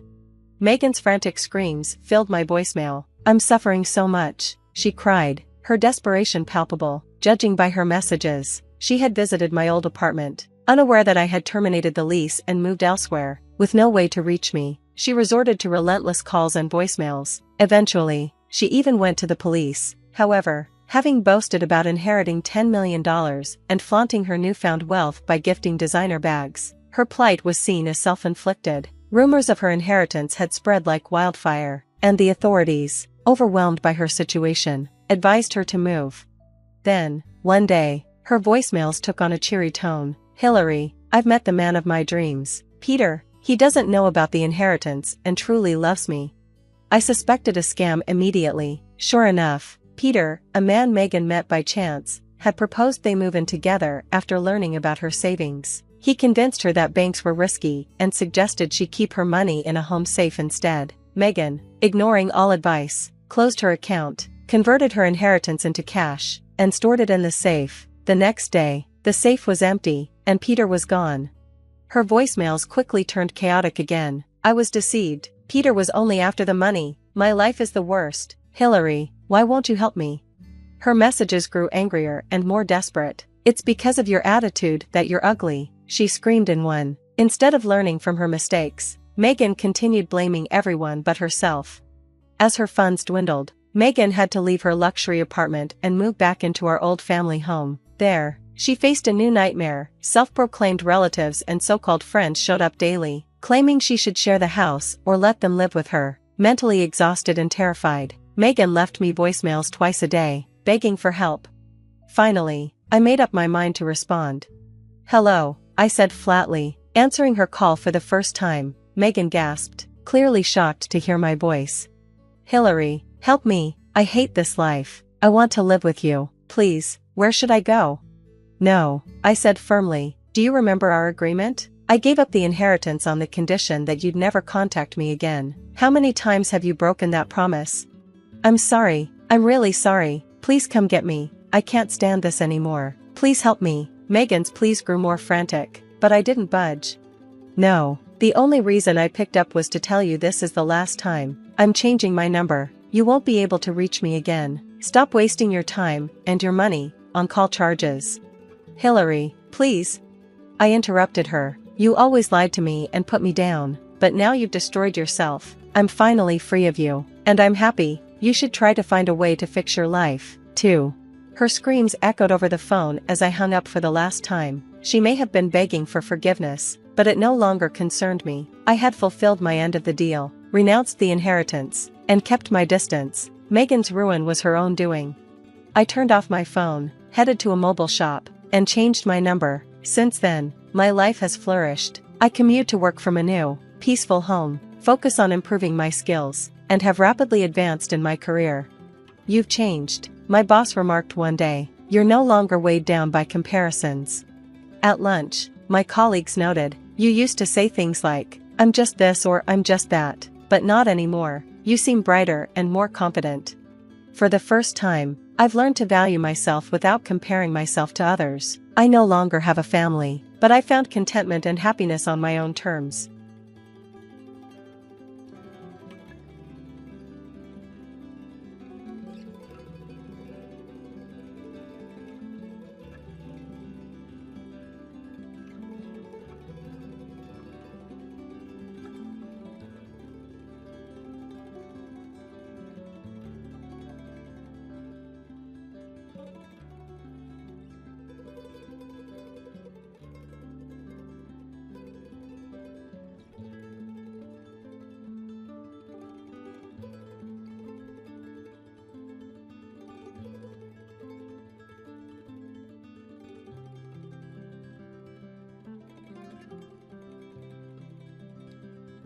I have no intention of taking care of Grandma. I don't even want to see her face. "Why don't you do it, Lily?" my sister-in-law said with a malicious grin. She probably thought that if she could take control of the house, she wouldn't have to worry about Grandma at all. My brother smirked beside her, glancing at me and Grandma. I could see it would be hard for Grandma to find peace in such an environment. "It's okay, Grandma. I'm here for you," I said confidently. "My name is Amy. I've just turned 50 and am now enjoying a slow-paced life with my husband. Our 2 children have grown up and are following their own paths. The days when I juggled work and family while they were little seem like distant, tender memories now. Today, my life revolves around my work with my husband and the time I spend with my grandmother. My husband, Terry, and I run a well-known traditional restaurant. I manage the business as the owner, while Terry, a skilled chef, supports the establishment with his culinary expertise. I chose this path because I studied business in college and was fascinated by restaurant management. Initially, I wanted to cook for our guests, but things didn't go as planned, and I quickly shifted focus. During college, I started a kitchen job at a luxury hotel near the university, but my cooking skills were lacking.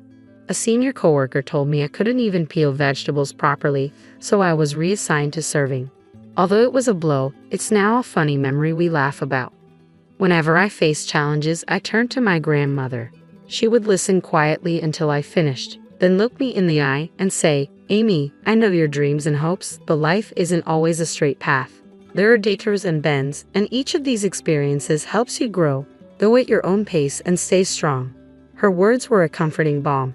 "Thank you, Grandma. No matter how small the step, I'll keep moving forward," I'd say, always buoyed by her gentle encouragement. Having lost my parents early on, she was my greatest comfort and cherished treasure. In the midst of all this, I met my husband, Terry. He was a chef at the hotel where I worked part-time, having mastered cooking over the years.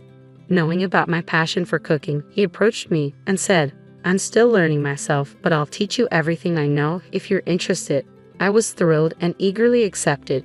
From there, we started with the basics, cooking together at each other's homes. The hotel's kitchen was often occupied, so we practiced at home, creating our own private cooking class. As we cooked and stirred pots together, our relationship grew deeper. Before long, we were seriously dating, and after a few years, we got married. Even after marriage, Terry continued to pursue his passion at the hotel kitchen, while I joined a startup, overseeing several restaurants to understand the practical aspects of business management. The theories I learned in university and real-world experience were worlds apart. Despite the challenges, I gradually got the hang of managing a business. With the support of my company, we were given the opportunity to run the upscale traditional restaurant we had always dreamed of. I took on the role of manager, setting up the restaurant and inviting Terry to lead the kitchen. After completing his training, he was eager for a new challenge and happily accepted. Together, we nurtured and grew our restaurant. But my deep involvement in work meant I regrettably spent less time with my dear grandmother. Now, Grandma lives with my brother Colin. He's a serious office worker with a somewhat troublesome personality. When I excitedly told him about my new role as manager through a company program, his reaction was unexpectedly cold. "Wait, are you seriously taking such a risk? Wouldn't it be more secure to remain a regular employee? Besides, managers hired like that don't earn much, do they?" he asked with a skeptical look. "Colin, isn't that a bit harsh?" I tried to counter, but his stance was firm.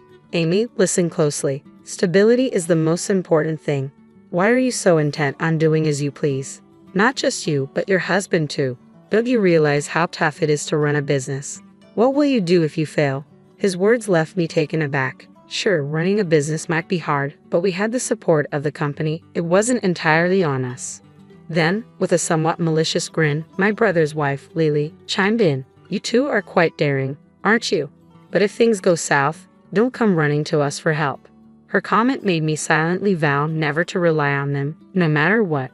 The reason my beloved grandmother ended up with such a mean sister-in-law began when my brother and his wife suddenly moved in. I discovered this during one of my visits. When I rang the doorbell, Lily answered, looking surprised. "Oh, Amy, what are you doing here?" she asked. I was taken aback and blurted out, "Lily, why are you at Grandma's?" Taking a deep breath, Lily smiled and said, "Well, I'll let you in on a secret. Recently, I've been taking care of Grandma here. I wanted to spend more quality time with her, so we decided to move in." She seemed quite proud of herself. Admittedly, with a new restaurant and everything else, I had been too absorbed to notice the change.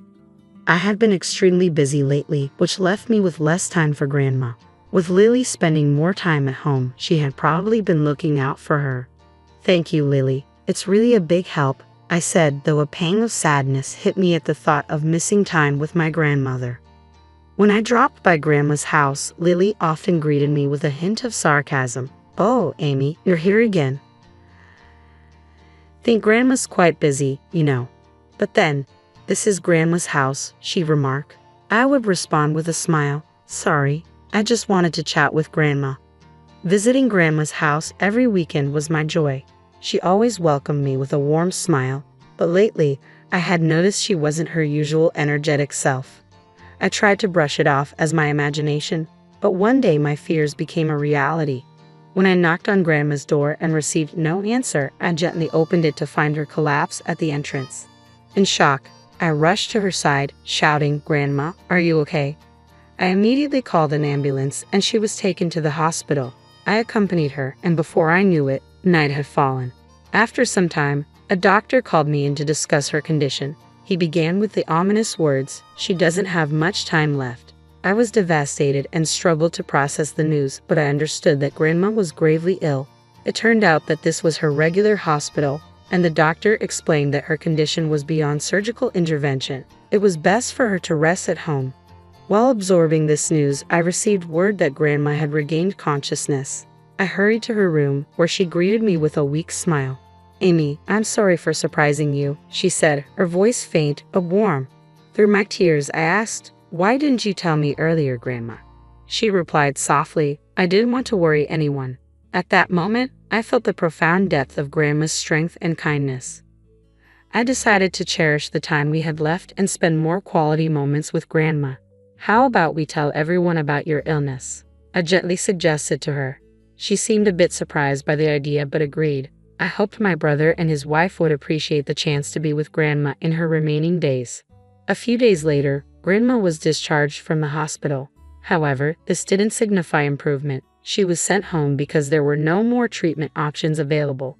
When we arrived at Grandma's house, my brother and Lily were lounging in the living room, their expressions relaxed.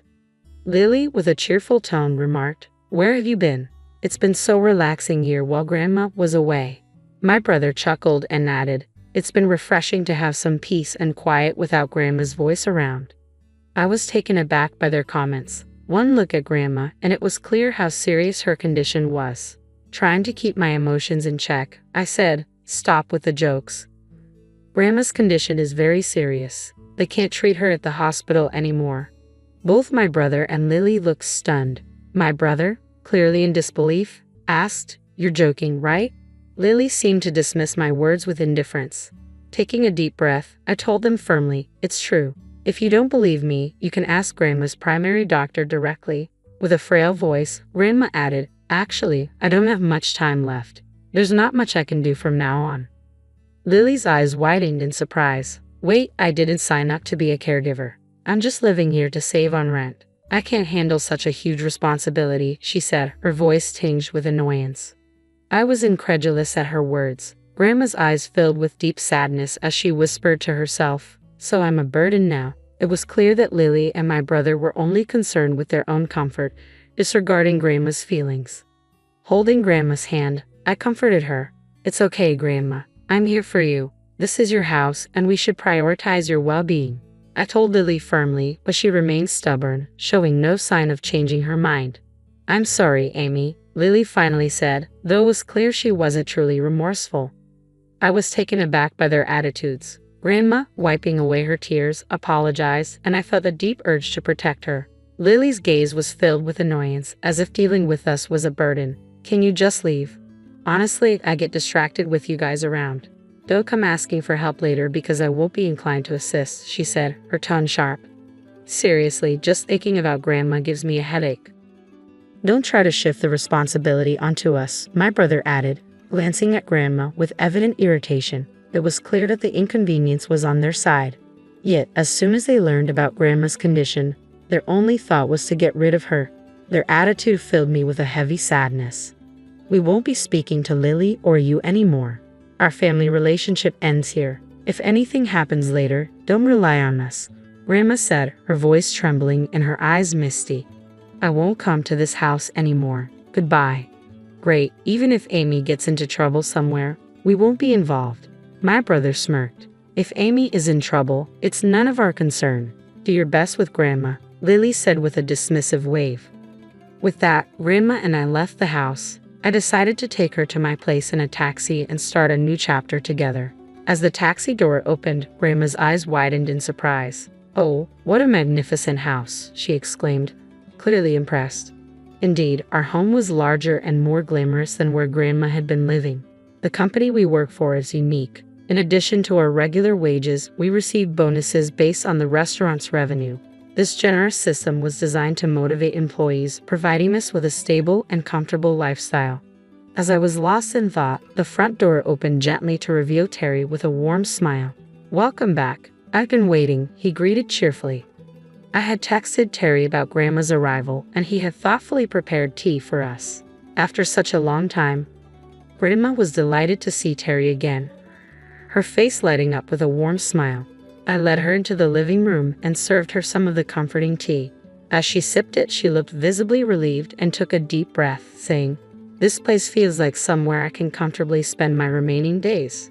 At the other house, I felt like I was just in the way. Her words carried a hint of sadness, and I could sense the coldness she had experienced from Lily and my brother. My shock grew when I learned that Lily had been taking Grandma's pension money without permission. Could Lily really do that? I muttered under my breath, and Terry, equally shocked, said, "I can't believe it. We can't let this go." I felt the same way. "We should give them a taste of their own medicine," Terry said passionately. I nodded in agreement. "Yes, let's take some action." A few days later, I received several calls from my brother. After waiting a while, I answered to find Lily's angry voice on the other end. "Hello? Why the constant calls?" I asked, feigning ignorance. "It's about Grandma's house. We've been asked to leave suddenly." "This is your doing, isn't it?" Lily shot back. Trying to hide my amusement, I replied, "I have no idea what you're talking about." Her distress was evident as she said, "Wait, why would she do that suddenly? Did you and Terry plan this?" "No, we didn't do anything," I said calmly. "Grandma decided to sell the house because it was in her name all along. We were surprised too, but she simply wanted to move on. The sale has already been finalized and there's a new owner. Staying there longer might cause issues." Lily's voice was filled with a mix of shock and confusion. "Do you think Grandma really understands what's going on? Did you guys offer her some sort of sweet deal?" "No, we didn't do anything of the sort," I assured her. "Grandma just wanted a fresh start." Terry spoke with the real estate agency right away, and Grandma agreed to the sale because she didn't want to deal with you and Colin anymore. As I spoke, I felt a sense of satisfaction. "Let's find a new path and build our lives separately," I added, ready to move forward and leave the past behind. I ignored Lily's frustration and tried to stay positive. "Where are we supposed to live now? Our previous flat is gone." Lily's voice quivered with anger. From what I gathered from Grandma, Lily had a penchant for shopping, always flaunting the latest designer bags and frequenting beauty spas and salons nearly every week. My brother's income, on the other hand, wasn't particularly high, and with their old debts, their financial situation must be quite strained.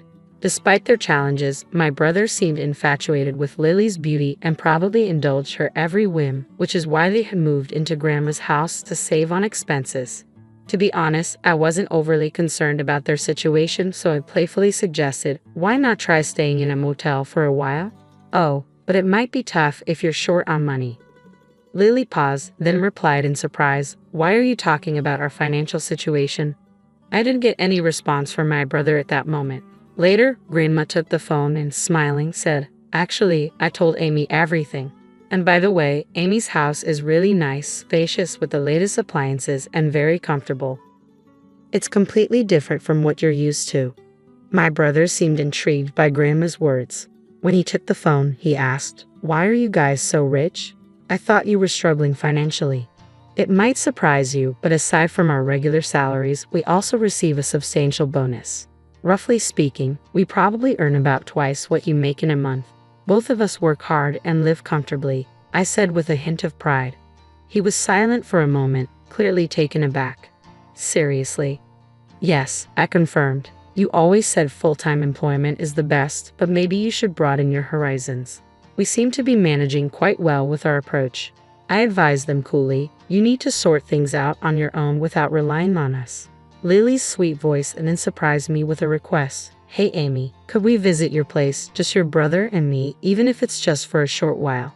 Taken aback by her proposal, I firmly replied, "No, I've already told you that we're done. Figure things out on your own."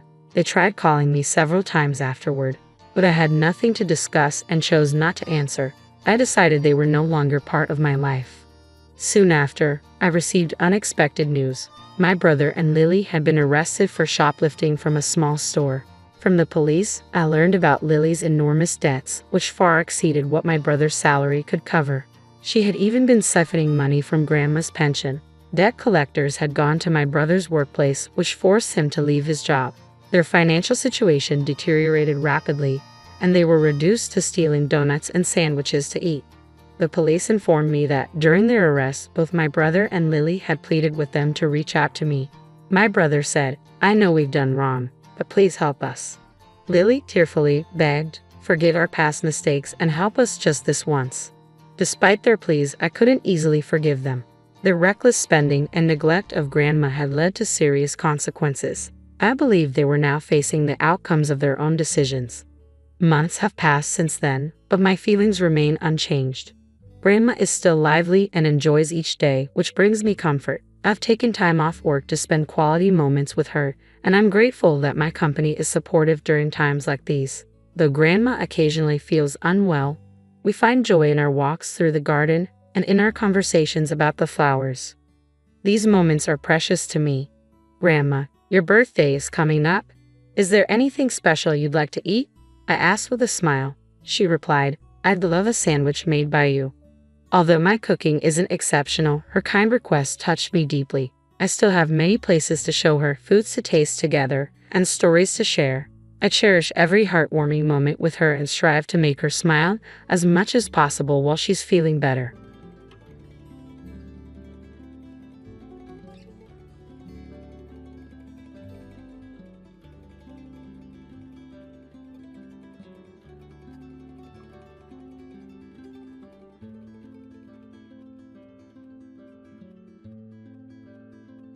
"It's like you're not wanted here. You should go." Even though my brother said mean things to me, my sister-in-law sitting next to me quietly squinted her eyes and smiled, enjoying my surprised face. When I looked at our mother, who I lived with for a long time, she sadly said, "Living with your brother and his wife, who went to a really good university and works at a top company, seems better than living with you, Linda. You always stay inside the house," she said calmly. My mother, sister-in-law, and brother didn't seem to realize how much I've helped with money and worked for our family. Even though it hurt, I said, "Okay, I'll go. Don't ask me for help again," and started packing my things. She watched me and sarcastically said with a smug smile, "Giving up so easily, Linda? But nobody knows who will have a harder time in the future. Ignoring this could cause problems. My name's Linda, and I've done really well with online businesses. My journey here was unexpected. Back in university, I thought I'd end up with a regular job at a typical company, but something changed everything during my second year. My dad got sick and needed someone to take care of him every day. My mom wasn't great at housework, so we hired caregivers. But they couldn't be there all the time, so my mom had to step in. Sometimes she ignored my dad's needs, telling him to wait. I had to help him out whenever this happened. Seeing this made me worry about the future. When I start working, who will take care of my dad? I couldn't rely on my mom alone. So I started looking into ways to make money from home. I studied online business stuff during university, using what I learned in economics. I teamed up with friends who knew about management and economics, and then with others who were good with computers. That's how we started our online business project. We had a nice office where staff could work if they found it hard to concentrate at home, or for new employees to learn the ropes. But personally, I hardly ever went there. My main workspace is at home, where I can be with my dad. I do most of my work there. One day, my dad asked me if I gave up on a full-time job for him, or if it was hard to find one after graduating. It made me emotional, but I explained how I've been running my online business since college. It's doing well, and I can work from home without any problems. My dad was proud of me and grateful for what I do. He said I've become a responsible adult, which meant a lot to me. I'm actually not the only child responsible for taking care of my father. I have an older brother named Tham, who's 2 years older than me. Tom tends to be selfish and doesn't often think about others. He's always been really smart and did great in school. After he graduated from a top university, he easily got a job at a really good company.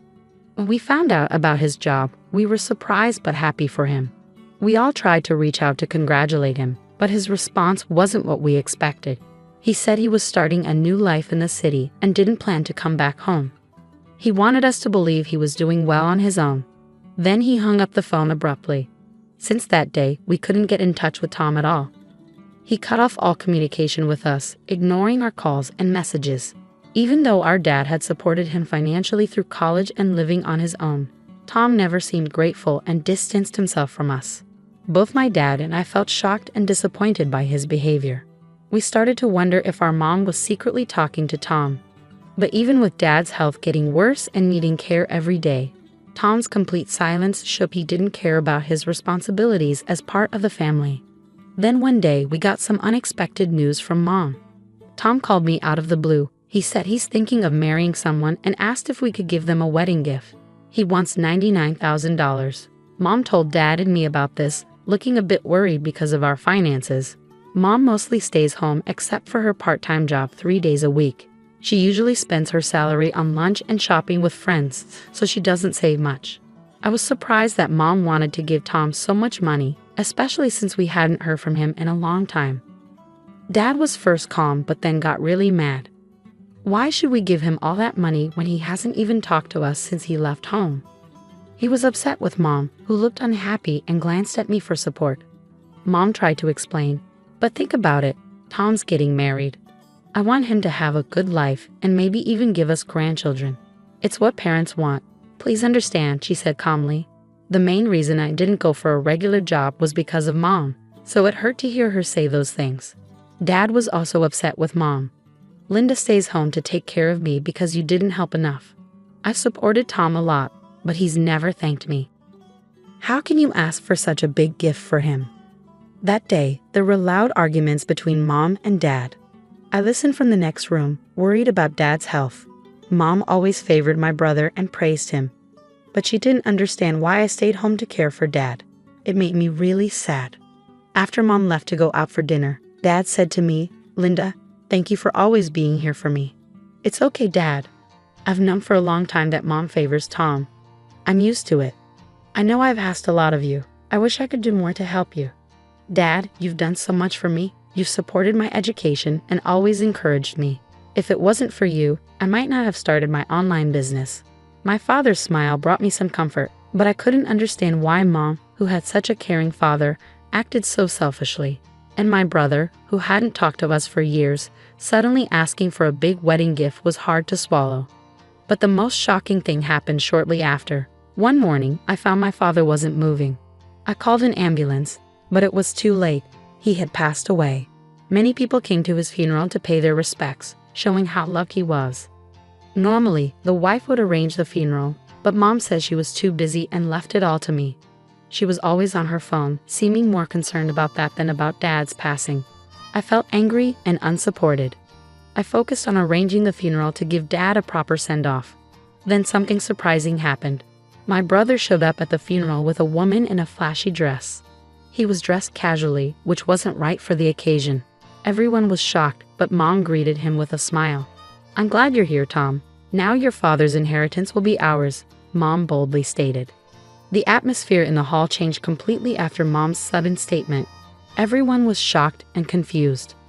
Honestly, I don't think Linda should expect any inheritance. She's been at home taking care of Dad, Tom said loudly with a hint of sarcasm. I was surprised and sighed deeply. He must have known about our family situation and Dad's health from Mom. But Mom seemed to ignore the fact that I contributed a lot to our family's finances and whether there was actually any inheritance from Dad, who needed care. Dad used to have a good job, but making such comments at a funeral was disrespectful. The funeral felt gloomy and tense. "Should we leave now, Tom? We'll get the inheritance anyway," Mom said, pulling on his arm. As soon as I saw the woman with my brother, I knew she was his wife. She had a similar vibe to Tom, and I figured she must have a personality like his to marry him. I wished they would leave soon. Surprisingly, even Mom seemed to agree with them. "Shall we go get sushi?" she said, and the three of them left. Other relatives were also surprised. Some spoke out in shock, but I suggested, "Let's stay composed for Dad's sake." I kept my irritation to myself and carried on with the funeral. Returning home, I found a messy dining table with 3 boxes of sushi, likely ordered for delivery. From the living room came the sound of voices and laughter, Mom, Tom, and his wife Jessica were having a good time, drinking. "Hey, you're late, Linda. Can you make some snacks and grab more alcohol?" my brother asked. I was shocked by their insensitivity, especially during Dad's funeral. It seemed they didn't realize their behavior was wrong, even with the shocked looks from other relatives. Mom, who should have corrected them, was joining in their laughter, making me feel justified in staying. I wondered if they would have even bothered with a proper funeral if I wasn't there. So I told them, "There's no inheritance for you." I refused to get more drinks or snacks for them. Tom, now drunk, got upset. "What do you mean, Linda? You've always been at home, causing trouble for Dad. It's only fair we use his assets." Considering that Tom relied on Dad for all his college expenses, I couldn't understand why he felt entitled to Dad's assets. It frustrated me to see him act like he didn't owe Dad anything. "Isn't this house Dad's?" Tom asked. "As the eldest son, it should be mine. Why is Linda, who does nothing all day, living here?" Mom and Tom seemed to agree. The warmth Mom used to have for me was gone. "This house is mine," Tom said firmly. "I want Linda out." His wife didn't seem bothered by this. Mom spoke next. "I feel more comfortable living with my son and his wife, who have done well in life, than with you, Linda." They didn't realize how much I contributed to the house. I felt sad and disappointed. I sighed and decided to speak up. "I'll leave. Please don't ask anything of me anymore." As I packed my things in my room, I heard my sister-in-law mocking me. "She's really poor, don't you think?" They all laughed at me, but I just smiled bitterly to myself. Yes, right now, I might seem like the most miserable one. But there's something they don't know. This house has been legally mine since Dad was alive. He entrusted it to me. Even though Mom still lives here and might say she spent most of her life here, legally, it's mine. However, seeing her cold behavior during Dad's funeral made me think about what to do with the house. I felt tired of our relationship and saw her presence as a burden. Living alone in this big house would be lonely, and maintaining it would be hard, so I decided to sell it. Seeing Mom and my brother's family enjoying my situation without knowing my decision made me feel pity for them. Expecting inheritance from Dad seems ridiculous to me. Before my mom got sick, she had a stable income. But when her health declined, she couldn't work anymore. So she used her savings to hire someone to help her every day. She spent her savings on daily expenses, and even when Dad got sick and needed more care, Mom kept spending like usual, so her savings dwindled. When I realized Dad's savings were gone, I started giving $3,000 each month to help with household expenses. Mom did the housework but wasn't good at managing money. When Mom went shopping, she often bought expensive things impulsively, even if we didn't need them. She didn't pay attention to sales or budgeting. She used the money she earned from her part-time job for her hobbies and fun stuff. She also took more money than needed for daily expenses to enjoy herself. Dad felt bad about it. In the end, the money he saved was spent by Mom. As I prepared to leave the house, I withdrew all the money I had been giving for household expenses. I couldn't bear to let my mom keep using it. The next day, something unexpected happened. "Did you take the household money, Linda?" Mom's voice came through the phone one quiet morning. She sounded surprised and a bit upset. "Mom, what household money?" "Dad's savings. Those were all gone when I checked. Did you forget that you used them up?" I left the ledger on the table.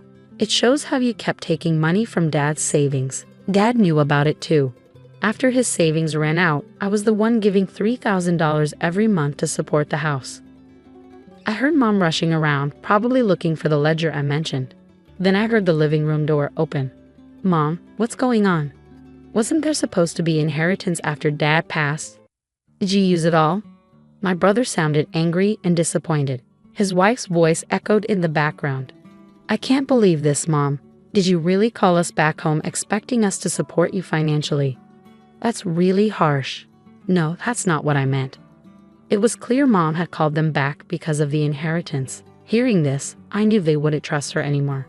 We left our stable jobs to come here, expecting to get Dad's inheritance. How are we supposed to live now? "What, Tom? I didn't know you made such a big decision." This was all news to me too. My brother used to have a good job, but I wasn't really bothered by their decision because it didn't affect me directly. "And what about the $2,700 you've been getting every month?" my brother asked. "Mom, you kept saying Linda wasn't working, right?" Mom suddenly looked at me with shock and guilt. What? Linda, what's going on? She asked. I smiled a little and said, You should look into remote work. These days, you can have a job without leaving home. I never told them about my successful online business. I knew if they knew, they'd start relying on me. Worse, they might interfere with my business.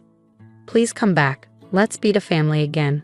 Mom's voice was small, as if she hadn't blamed me at all. But I had no intention of going back. Mom, you just want to rely on my money, right? And about the house.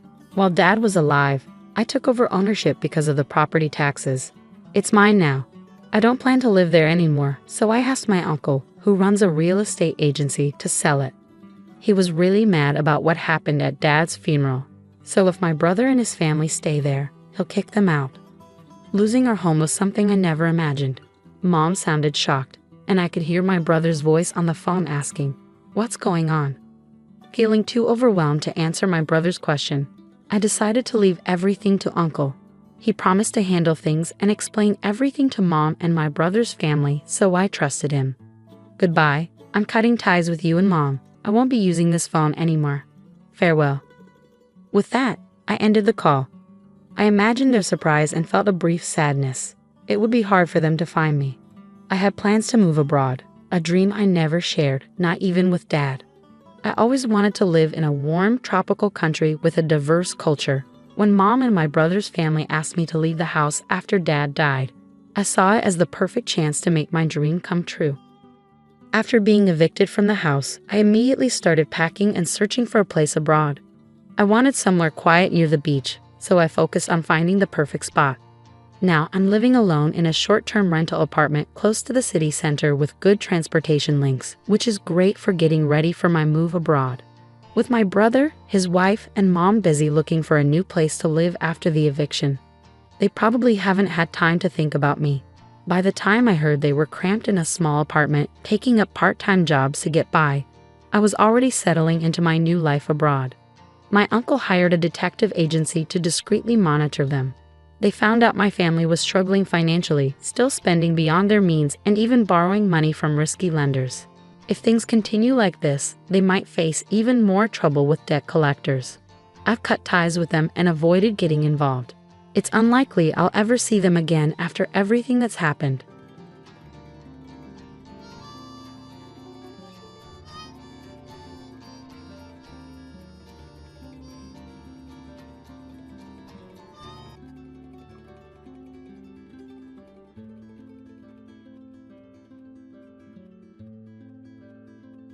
Come over here quick.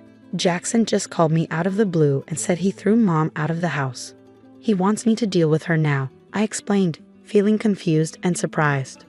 What? That's awful. He really kicked Mom out. Come and see for yourself, Jackson urged. Oh, when I let her take Dad's memorial tablet. Why would he be so mean? Now that there's no money left from Dad's stuff, he doesn't want Mom around anymore. He sees her as a problem. I couldn't believe it. It turns out Dad had debts, and after paying them off, there wasn't any money left for us.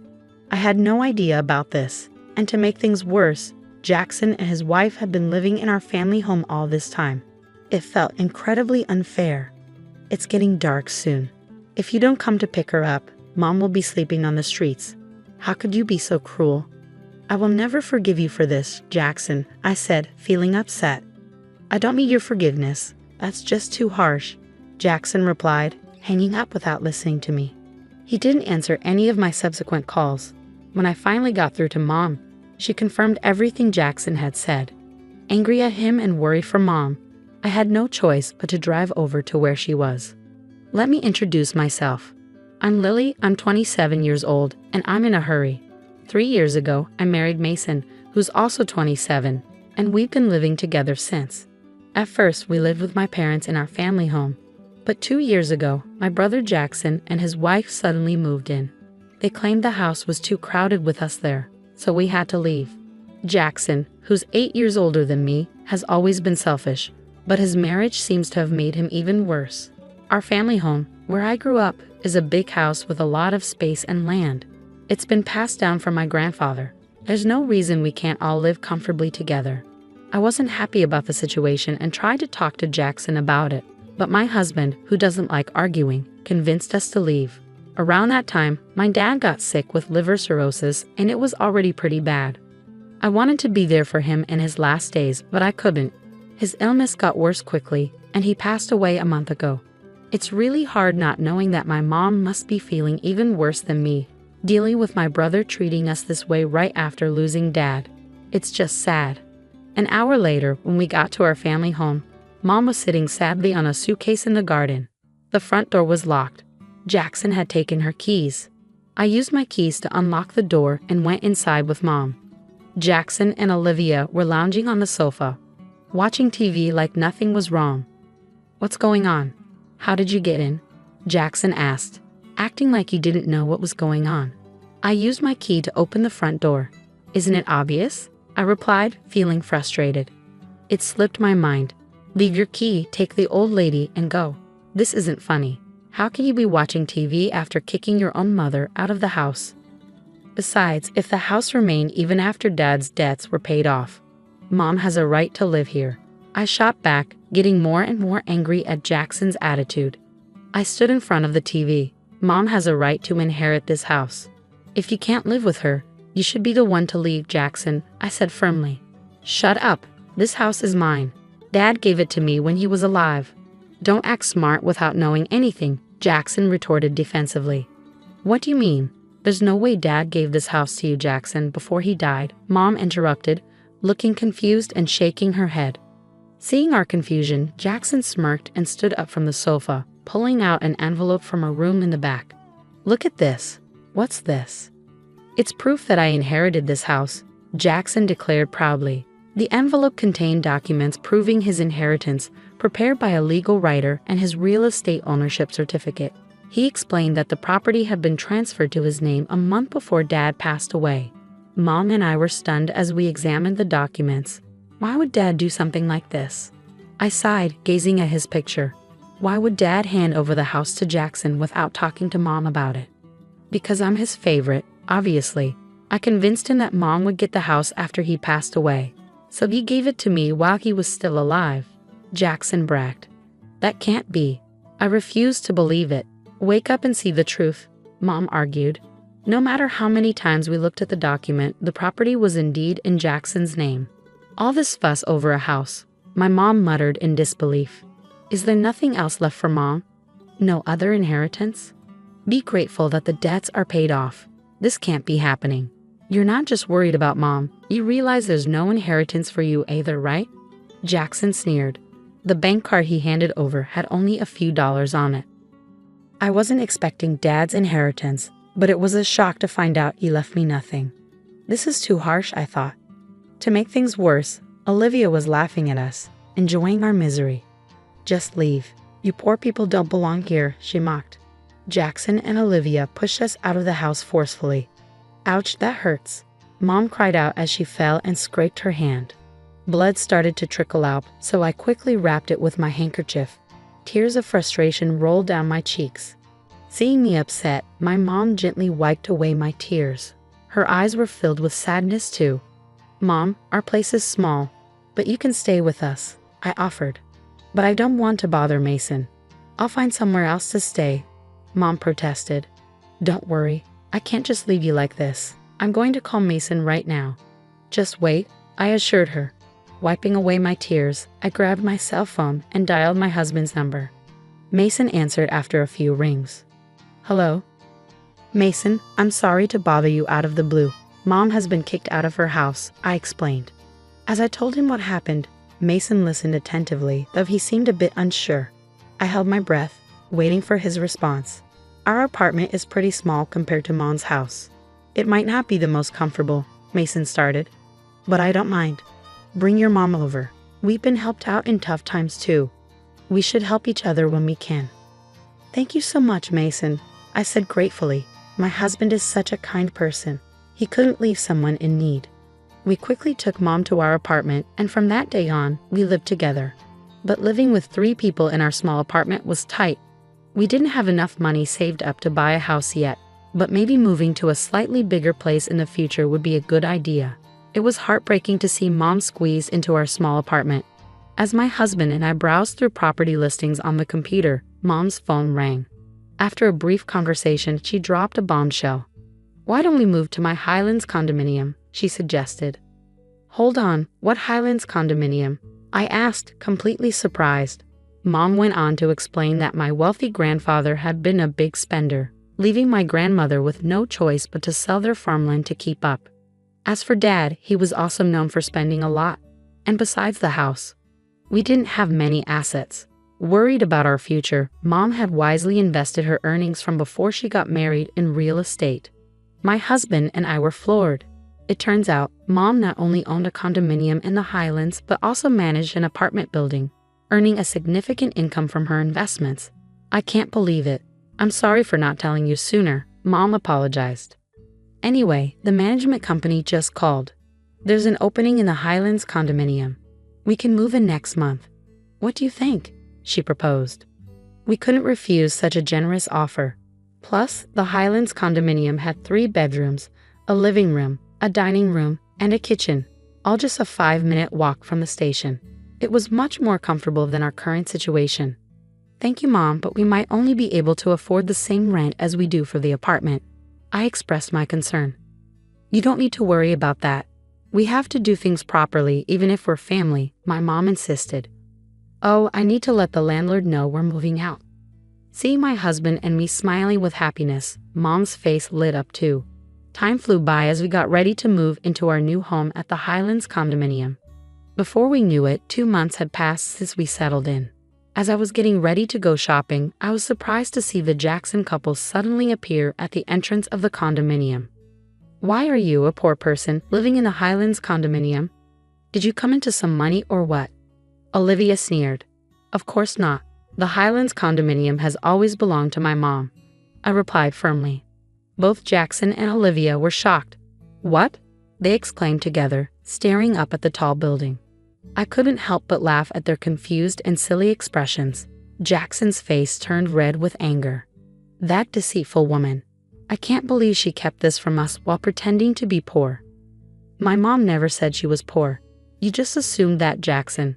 Plus, she inherited a big house. What's wrong with that?" I argued. "That's not the point. Don't chat here. It's rude to the other people living here." "And how did you know I was here?" Jackson demanded. Jackson said that when he couldn't reach Mom, he tracked her down using her phone's location. Olivia explained.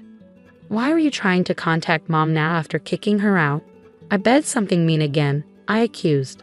"Regardless, if Mom is here, I want to see her. Let me in now," Jackson demanded. "You must be kidding. If you hurt Mom again, I couldn't stand it. If you have something to say, tell me," I insisted. But they kept pushing to see my mom without saying why. The Jackson couple seemed quite flustered. "Weren't you two living comfortably in your big family house, just the two of you?" I questioned. "It's none of your business," Jackson snapped. "Fine, if you don't want to tell me, that's okay. I have to go now." "Bye," I said, trying to walk past them. But Jackson suddenly grabbed my arm tightly. "Ouch, let me go," I protested. "Just call Mom." "Absolutely not. I'll call the police," I threatened. But Jackson just scoffed at me. "There's no way the police would come for a simple family argument. Even if they did, there's no way you could sue me for just grabbing your arm." Feeling defeated, I stayed quiet. "Fine, I'll tell my mom, but only if you tell me why you're here," I relented. "The utility bills for that house are ridiculous. Just for the AC, the electric bill is $500. "This is no joke," Olivia explained. Their old traditional style house had more than 8 rooms, so it was no surprise that utility costs were high. But even so, a $500 electricity bill seemed a little steep. It was a particularly hot summer, so they probably overused the AC. "I thought you would have known that from the start." "How would we have known? Mom used to pay the bills." Jackson scratched his head frantically as Olivia fumed. "There's no way we would have known. Do you know the property tax for that house is $5,000 a year?" Olivia exclaimed. "What? I can't believe you didn't know. Why would an old house like that cost so much? How are we supposed to pay that?" Jackson protested. "Our house is old and has a large yard, so it's only natural that it would cost a lot to maintain," I pointed out. I also mentioned a reality to the Jacksons that they might not have realized. And apparently it costs more in taxes to give away property while you're alive than after you pass away, I added. Wait, is that true? Jackson asked, stunned. I didn't know before, but now I know. My mom told me all this, I said, watching as the Jacksons looked really surprised. Olivia got mad and blamed them, saying, it's your fault for not doing your homework. Then they started arguing right in front of me. Jackson said, we worked hard to get Dad to change the name on the house. And now this is too much. I can't believe Dad did something sneaky like this. He even said it would be better to give it to me than to Mom. That's not fair. I realized, feeling shocked by my dad's actions. Taking advantage of the situation, Jackson said something surprising, you can have the house. Let's trade it for this Highlands condominium. Confused, I responded, what are you saying? The house isn't mine. It belongs to Mom. Please talk to Mom for me, I beg you. I'll just pass on your message, nothing more. What on earth are you even talking about? Jackson snapped, feeling foolish for even talking to them. I gave up on shopping and started walking back into the Highlands condominium through the entrance. But the Jacksons tried to follow me, which surprised me. I'll sue you for trespassing, I warned them. You just said that wouldn't be a legal problem, Olivia shot back. It seems like they won't understand until they face a real consequence, I sighed in frustration. I called out to the management office next to the entrance. Excuse me, could you please call security? Someone who doesn't live here is trying to get in. Wait a moment, the security guard, who was always on duty at the Highlands condominium, rushed over immediately. With the big security guard standing in front of them, the Jacksons looked startled. Once again, I warned them to avoid a repeat of the situation in the future. I didn't call the police just now because you only grabbed my arm. But if you try to use force or come back to the Highlands condominium, I will really call the police, understand? Don't make us do that. If I see you again, I'll report it, so go back to your mansion from Dad. Got it? I told them firmly. Looking scared of the police, the Jacksons quickly backed off. I returned to my apartment and told my mom about what happened with the Jacksons. But why did Dad let Jackson inherit the house? I asked, feeling sad. My mom smiled. Dad must have had a reason when he let Jackson inherit the house. He didn't want to trouble-meter you, Lily. Even though Dad wasn't very interested in money, he cared a lot about me. Remember, he always said he loved you, Lily, so much, she added. Really? I was so happy to hear that my dad cared about me so much. When my mom heard about the house from Jackson, she muttered, is he going this far? Because she realized he had given Jackson a serious punishment, even though Jackson was always selfish. You knew how Dad felt, Mom? I asked, surprised. Of course, dear. We've been together for 38 years. I know what he's thinking without him saying a word. Besides, Jackson never took care of Dad when he was sick, my mom explained. I misunderstood Dad. I feel terrible. I want to apologize, I admitted. Don't worry, Lily. Your feelings are reaching Dad in heaven. The ones who should worry are the Jacksons, who these days would buy a big, high-maintenance house like that. I bet they'll struggle to find a buyer, my mom said with a smirk. After a while, it became clear that my mom was right. The Jacksons couldn't handle the house on their own and put it up for sale but couldn't find anyone to buy it. They kept living there even a year later. Amidst all this, Olivia accidentally started a grease fire while cooking chicken in the house. It quickly burned down, and since they didn't have money for fire insurance, their life was going to get even tougher. Well, while I understand their problem, it's not my concern, I thought, feeling thankful for my life in the Highlands condominium. Living in the Highlands condominium was amazing, and I could only feel grateful to my mom. I've been paying her rent every month, but it seems she's been saving it to make sure we won't struggle in the future. Every day is peaceful and happy as I live with my wonderful mother and caring husband. Visiting my father's grave, I promised him that I would always repay my mother's kindness.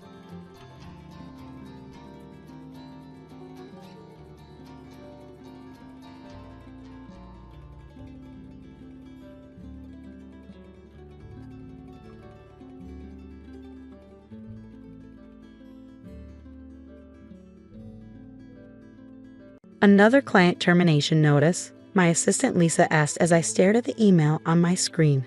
That's the 5th one this week. I nodded, my jaw tight.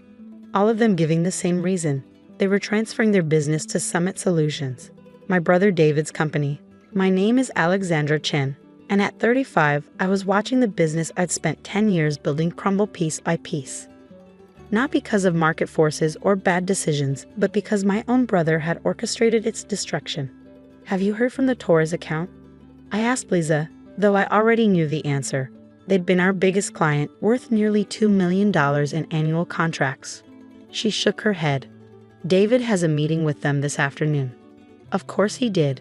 David had been systematically targeting my top clients for months, using inside information he gathered during our years working together, before he'd left to start his own company, before he decided that destroying mine was his path to success. My phone buzzed. Speak of the devil. Hello, David, I said, keeping my voice neutral. Hey sis, he said, his tone dripping with fake concern. Just wanted to give you a heads up. Torres signed with us this morning. Thought you should hear it from me. I closed my eyes, gripping the phone tighter. How generous of you. Look, Alex, this is just business. You know how it goes. The strong survive, the weak. He paused for effect. Well, they should probably start looking for new opportunities. Is that what Mom would say? I asked quietly. Is this how she raised us to treat family? His laugh was sharp. Don't bring Mom into this. She's been gone for 5 years. This is about business, not family. And frankly, you're not cut out for it. Never were. I thought about the flash drive in my desk drawer, the one containing information that could change everything. Maybe you're right, I said softly. Maybe I'm not cut out for this after all. Finally admitting it, he sounded smug. Tell you what, I'll buy your client list for 10 cents on the dollar. It's more than fair considering most of them are jumping ship anyway. I glanced at Lisa, who was watching me with concern. She knew what was in that flash drive too. Knew what David didn't. I'll think about it, I replied. Was there anything else? Yeah, actually, Mom's house. I think it's time we sold it. No point holding onto it when your company can't even afford the property taxes anymore. The house. Our childhood home, where Mom had raised us after Dad died. Where she taught us about business, ethics, the importance of family. David knew how much it meant to me. I understand, I said, my voice steady despite the anger burning in my chest. Send me the paperwork and I'll review it. After hanging up, I pulled out the flash drive and connected it to my laptop. The files inside were exactly as I remembered. Emails, financial records, client communications. All documenting David's methods for stealing my clients. What he didn't know was that I'd been gathering evidence for months. Every underhanded tactic, every stolen trade secret, every violated non-compete agreement, all meticulously documented. But that wasn't even the biggest secret. Should I call them? Lisa asked, knowing exactly what I was thinking. I nodded. It's time. Set up the meeting for tomorrow. She picked up her phone, dialing a number we'd had ready for weeks. Hello, Mr. Torres. Yes, this is Lisa from Chen Consulting. Ms. Chen would like to schedule that meeting we discussed. Yes, the one about Summit Solutions' fraudulent certifications. I smiled, remembering the day I discovered David's biggest mistake. In his rush to steal my clients, he'd falsified his company's security certifications, the ones required to handle government contracts. The same contracts that made up 60% of the Torres account. David thought he was destroying my company. He didn't realize he was actually destroying himself. Meeting confirmed for 9 a.m., Lisa announced. Mr. Torres sounded very interested in what we have to share. I stood up, walking to the window of my office. The city sprawled below, including the gleaming building where David's company was headquartered. He was probably there now, celebrating his latest victory, thinking he'd finally beaten his big sister. Send the preliminary documents to the FBI as well, I told Lisa. It's time they had a look at Summit Solutions' certification records. Mom always said that success wasn't about being the strongest or the most ruthless. It was about being the smartest, the most prepared. About doing things the right way, even when others didn't. I touched the photo of her on my desk, remembering her words from so long ago. The truth always comes out, Alexandra. Your job is to be ready when it does. Well, Mom, I thought. I'm ready now. My phone buzzed again. Another message from David. Checking in about that client list offer. Tick-tock, sis. Time's running out. I typed back a simple response. You're right, time is running out. but not for me. The next morning, I arrived at the office early. The meeting with Mr. Torres wasn't until 9, but I needed time to prepare. Lisa was already there, arranging documents on the conference room table. "Everything's ready," she said, handing me a coffee. "FBI agent Wilson called. They're very interested in the certification documentation we sent over." I nodded, reviewing the papers one last time. Financial records, emails, and most damaging of all, proof that David had forged federal security certifications to handle government contracts. It wasn't just unethical, it was criminal. My phone buzzed. "David again. Just had breakfast with Johnson Tech. Guess who's their new strategic partner? Your client list offer expires at noon. Take it or leave it." I set the phone down without responding. Johnson Tech was about to learn some interesting things about their new partner. At 8:55, Mr. Torres arrived. He was a tall man with sharp eyes and an even sharper mind. Exactly the kind of person who wouldn't appreciate being deceived. "Alexandra," he said as I greeted him, "your message was concerning. You mentioned something about Summit Solutions certifications. Please sit down." I gestured to the conference room. "What I'm about to show you affects not just your company, but potentially your government contracts as well." For the next hour, I laid out everything we discovered. How David had falsified his company's security credentials, how he'd used stolen information to poach clients, the federal regulations he'd violated in the process. Mr. Torres's face grew darker with each revelation. "These government contracts," he said slowly, "they require top-level security clearance. If Summit Solutions isn't properly certified, your company could be held liable." I finished. "The contracts could be voided, and there might be federal penalties."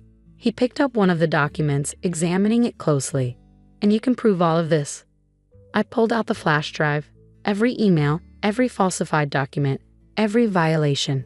It's all here. The FBI already has copies." His hand tightened around the paper. "That son of a..." He assured us everything was in order. "We have millions riding on these contracts." "I know," I said softly. "That's why I called this meeting. You needed to know the truth before it was too late." Just then, my phone buzzed again. David was calling. I let it go to voicemail. "What happens now?" Mr. Torres asked, his voice tight with controlled anger. "That depends on you," I replied. "Chen Consulting still has all the proper certifications. We can handle the transition back, minimize any disruption to your operations." He nodded slowly. "And Summit Solutions? The FBI will handle that part. I expect they'll be paying my brother a visit very soon." As if on cue, Lisa knocked and entered the conference room. "Sorry to interrupt, but you'll want to see this." She turned on the TV mounted on the wall. The news headline made my breath catch. "FBI raids local tech company over fraudulent government certifications." The camera showed agents entering Summit Solutions building, boxes of documents in their hands. And there was David being escorted out, his face a mask of shock and confusion. My phone started ringing again, this time from an unknown number. Probably David using someone else's phone since I wasn't answering his calls. Mr. Torres watched the news footage, his expression grim. "I need to make some calls," he said, standing up. "And then we should discuss moving our contracts back to Chen Consulting. Immediately." After he left, Lisa turned to me. "David's been calling the office nonstop. Should I keep blocking him?" I thought about it for a moment. "No," I said finally. "The next time he calls, put him through." I didn't have to wait long. Within minutes, my phone buzzed again. "What did you do?" David's voice was ragged, panicked. "The FBI. They're saying something about fraudulent certifications. Alex, you have to help me." I closed my eyes, remembering all the times he tried to destroy my company, steal my clients, take away everything I built. "Help you?" I repeated softly. "Like you helped me, David? Is this the kind of family support you were talking about?" "This is different," he shouted. "This is federal charges. I could go to prison." "Yes," I said calmly, "you could. Actions have consequences, David. Mom taught us that, remember?" He was quiet for a moment. When he spoke again, his voice was different, smaller, almost like the little brother I used to know. "Please, Alex, I messed up. I know that now. But I need my big sister."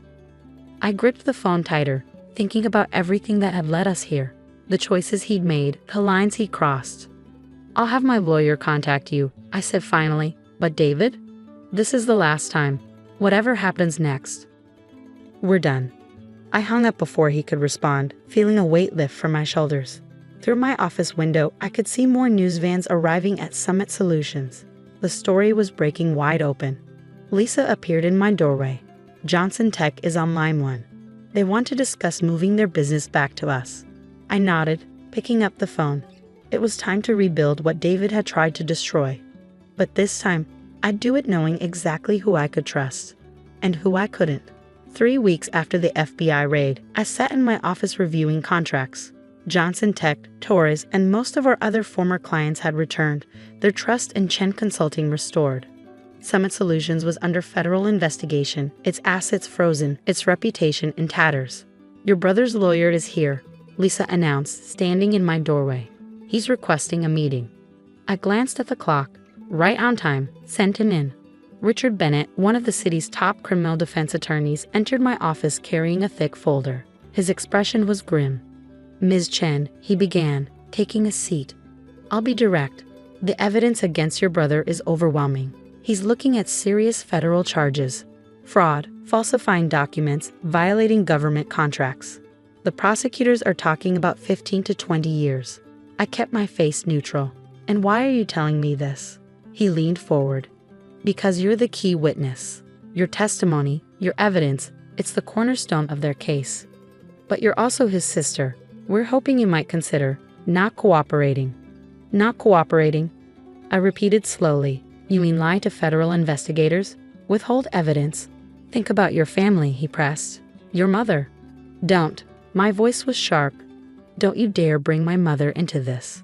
David didn't think about family when he was trying to destroy my company, when he was stealing my clients, when he was threatening to take our childhood home. Bennett shifted uncomfortably. He made mistakes. He knows that now. He's prepared to make full restitution to your company. With what money? I cut in. The money he stole from my clients, the funds he obtained through fraudulent contracts, that money isn't his to offer. Just then, my phone buzzed. A text from David. Please help me, Alex. I'm begging you. Mom would want you to help family. I showed the message to Bennett. See this? Even now, he's trying to manipulate me, using our dead mother to avoid consequences. Ms. Chen. No, I said firmly. I'll tell you exactly what I'm going to do. I'm going to testify. I'm going to provide every piece of evidence I have. And I'm going to make sure that everyone knows exactly what David did. He's your brother. Bennett tried one last time. Yes, he is. And that's why this hurts so much. But sometimes the people who hurt us most are the ones closest to us. And sometimes loving someone means letting them face the consequences of their actions. After Bennett left, I drove to our mother's house. The one David had tried to force me to sell. The garden was overgrown, but her roses were still blooming. I sat on the porch steps, remembering all the lessons she taught us there. Always do what's right, she'd say. Even when it's hard, especially when it's hard. My phone buzzed again, this time from an unknown number. I answered, knowing who it would be. Alex? David's voice was small, broken. They're saying I'll have to plead guilty, that fighting the charges will only make it worse. Then plead guilty, I said quietly. Take responsibility for once in your life. How can you do this to me? His voice cracked. I'm your brother. Yes, you are. And I'm your sister. The one you tried to destroy, remember? The one whose company you sabotaged, whose clients you stole. He was quiet for a moment. I never thought. I didn't mean for it to go this far. But it did go this far, David. You crossed lines that can't be uncrossed. And now you have to face the consequences. After hanging up, I walked through Mom's garden, touching the roses she loved so much. Tomorrow, I would meet with federal prosecutors.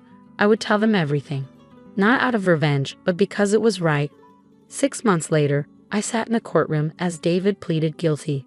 The judge sentenced him to 12 years with possibility of parole. As they led him away, he looked back at me one last time. I saw something in his eyes I'd never seen before. Understanding. That evening, I returned to Mom's house. But this time, I wasn't alone. Lisa and several workers were with me. Are you sure about this? Lisa asked as we walked through the overgrown garden. I nodded. Mom always wanted to help people. This is how we'll honor her memory. The sign was already being installed at the front gate. Chen Foundation, supporting ethics in business. We were turning the house into a nonprofit, dedicated to helping small businesses protect themselves from fraud and unfair practices.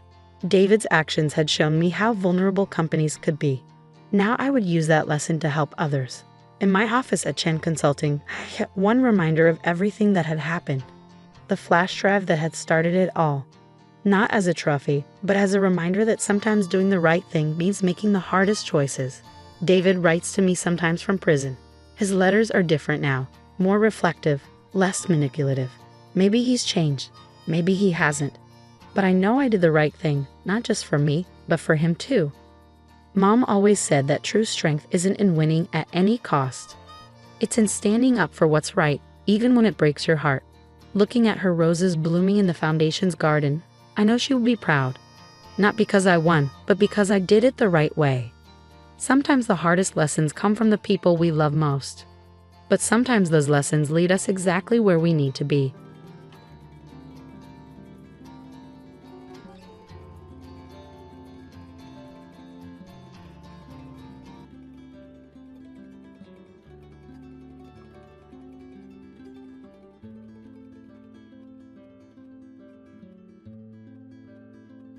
Covered in blood, my high school freshman daughter, Becky, who was supposed to have gone to my husband's family home with him, returned home bleeding from her forehead. I screamed in shock, and after hastily treating her wounds, I immediately contacted my husband, Ryan. When he answered the phone, I couldn't help but yell at him, "Ryan, where are you? I told you I'm on a business trip, didn't I?" I was stunned by his unexpected reply. A while ago, I had seen him off with Becky 5 days earlier, heading to his family home. Before me stood my daughter, seriously injured. Seeing my confusion, Vicky told me a shocking truth. My name is Kathy Hansen, a 40-year-old part-time housewife. My husband, Ryan, the same age as me, is a salesman who visits various schools to sell high school teaching materials. He always says trust is important, looking so cool being diligent and proper. Maggie became a high school freshman this spring. Once a clingy child who couldn't leave my side, she's now so responsible that she cooks dinner while waiting for me to return from my part-time job. Life was peaceful with my husband and daughter, but 5 years ago, my mother became bedridden due to an internal illness. Since then, I've been busy juggling caregiving and my part-time job, unable to manage a visit to my in-laws except during the Christmas holidays. During such times, Ryan was safe, jokingly saying, "Don't overdo it. Aren't you lucky to have an understanding husband?"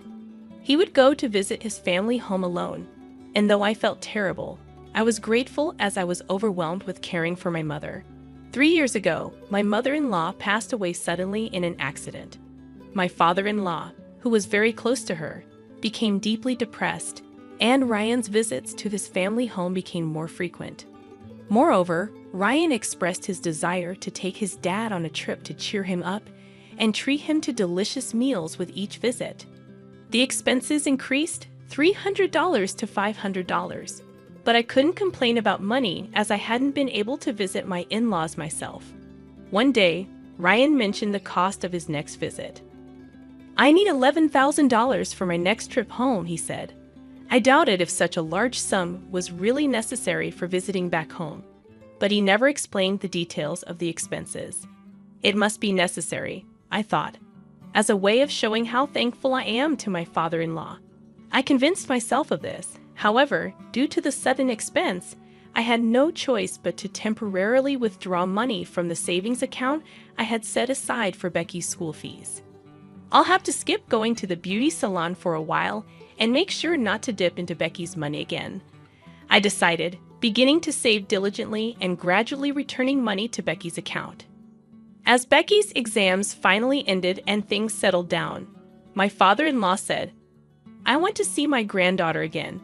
"All right, I'll take Becky and Dad to eat seafood as a reward for their hard work." "Really?" "Yay." Seeing Becky's beaming smile, I stroked her head, saying, "Thank you for always being so patient." She never complained, even though she always had to endure and even helped with caring for my mother. I was filled with gratitude. Then, On the morning of their departure to visit my father-in-law, Becky said, "I'll buy some souvenirs and come back." I replied, "Have fun." And we were all smiling. Little did we know what was about to happen. 5 days after Ryan and Becky left for my in-laws, around noon, I was preparing lunch in the kitchen when I heard the front door rattle open. "Who is it?" I shouted, entering without ringing the doorbell. I was startled and headed to the entrance, only to find Becky standing there, bleeding from her forehead. What on earth happened? I let out a scream, almost in a shriek, desperately looking around for Ryan, but he was nowhere to be seen. Trembling, my eyes brought Becky inside, and I immediately called out to Ryan, "Ryan, where are you?" "I'm at work. Didn't I tell you that I left for a business trip the day after taking Becky to my parents' home?" I was confused, having heard nothing of this work, and more importantly, Becky had come home seriously injured. Ryan hung up quickly after saying, "She probably just fell. Don't take it too seriously. Girls her age tend to exaggerate." I couldn't possibly accept such a nonsensical story. While attending to Becky, I asked her, "Why are you injured? And did Dad leave for work?" Vicky, her face pale, kept her trembling lips sealed for a while. Then she whispered, "Dad." He pushed me. Shocked, I gently rubbed Becky's back as I listened to her story. An unbelievable truth was exposed. Ryan had been keeping secrets from us, and he had injured Becky when she discovered them. That's not all. He threatened her while she was bleeding, saying, "If you tell anyone about this, next time it won't just be an injury." Vicky had managed to escape from my in-laws' house when Ryan hesitated, and my father-in-law returned home. Fortunately, she had some money with her and was able to take the bus back home. How anxious she must have been, hiding her injury all the way here. I vowed never to forgive anyone who hurts my sweet Becky. I was angry not only at Ryan for abusing Becky, but also at the secrets he had kept. After hearing everything from Becky, I was about to call my father-in-law, ready for revenge. I was shocked to see numerous missed calls from him on my phone. "Oh, I'm sorry. I didn't notice the phone while I was cooking," I apologized. "No, it's fine." More importantly, I heard Becky had to rush back due to some urgent matter. "Did she arrive safely at your place?" "That's what I've been worried about, and why I called so many times," my father-in-law inquired. Hearing his words left me speechless.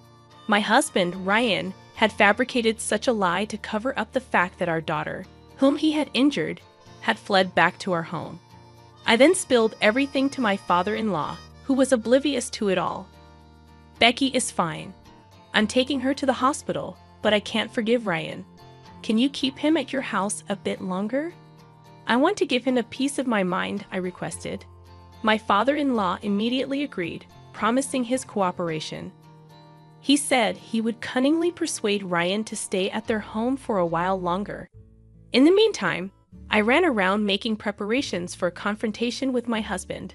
5 days later, after completing the investigation into Ryan's secrets, I was on my way to my in-laws' house. Just as I was about to ring the doorbell, I saw Becky running up to me, out of breath. "Mom, wait for me. Didn't I tell you to wait at home? I can't just sit around. I have to confront him about what he did to me." I had planned to go into my in-laws' house alone, not wanting Becky to witness the argument between my husband and me. But it seemed Becky didn't want to just stay put. "I think I have a right to speak up too," Becky said, unyielding. Reluctantly, I agreed. I accepted her anger and decided to fight this together. We were greeted by my father-in-law, who was already aware of the plan. Entering the living room, we found Ryan, who appeared to have just woken up, lounging in his pajamas and watching TV. "Oh, weren't you supposed to be on a business trip, Ryan?" Startled by my sudden voice, Ryan jumped up. He started making lame excuses about how he was supposed to go, but then didn't need to. "Well, that doesn't matter now. What I want to know about is Vicky's injury," I stated firmly. "Oh, that clumsy her. Seems like she fell down the stairs and hit her forehead," Ryan replied. I was about to yell at my husband for feigning ignorance, but my father-in-law spoke first. "Enough. I know that Becky's injury is your fault, he said sternly. Becky chimed in, yeah, that's right. And I glared at Ryan, feeling cornered. Ryan started to look nervous, but then suddenly seemed to have an idea and argued back. As if you have the right to talk. You never visited my parents, but I was the one taking care of them, Ryan said, smug and grinning, thinking I wouldn't be able to say anything.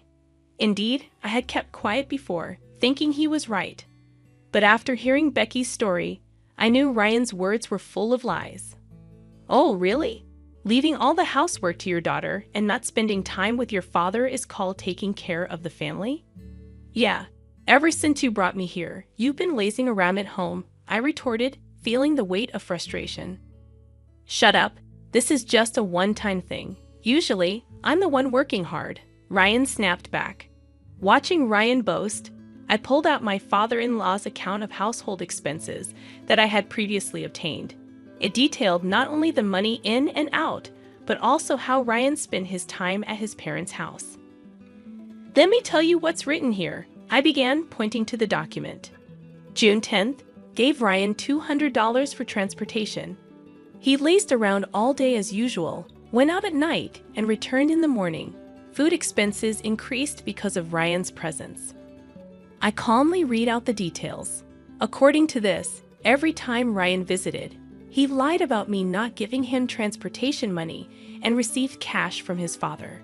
Taking advantage of my absence, Ryan had painted me as a stingy, evil wife to gain sympathy from his father. How can you not be ashamed of mooching off your parents at your age and getting all sorts of help too? I questioned, feeling sorry for him initially, thinking he didn't have any money and tried to help out. All that was a lie too.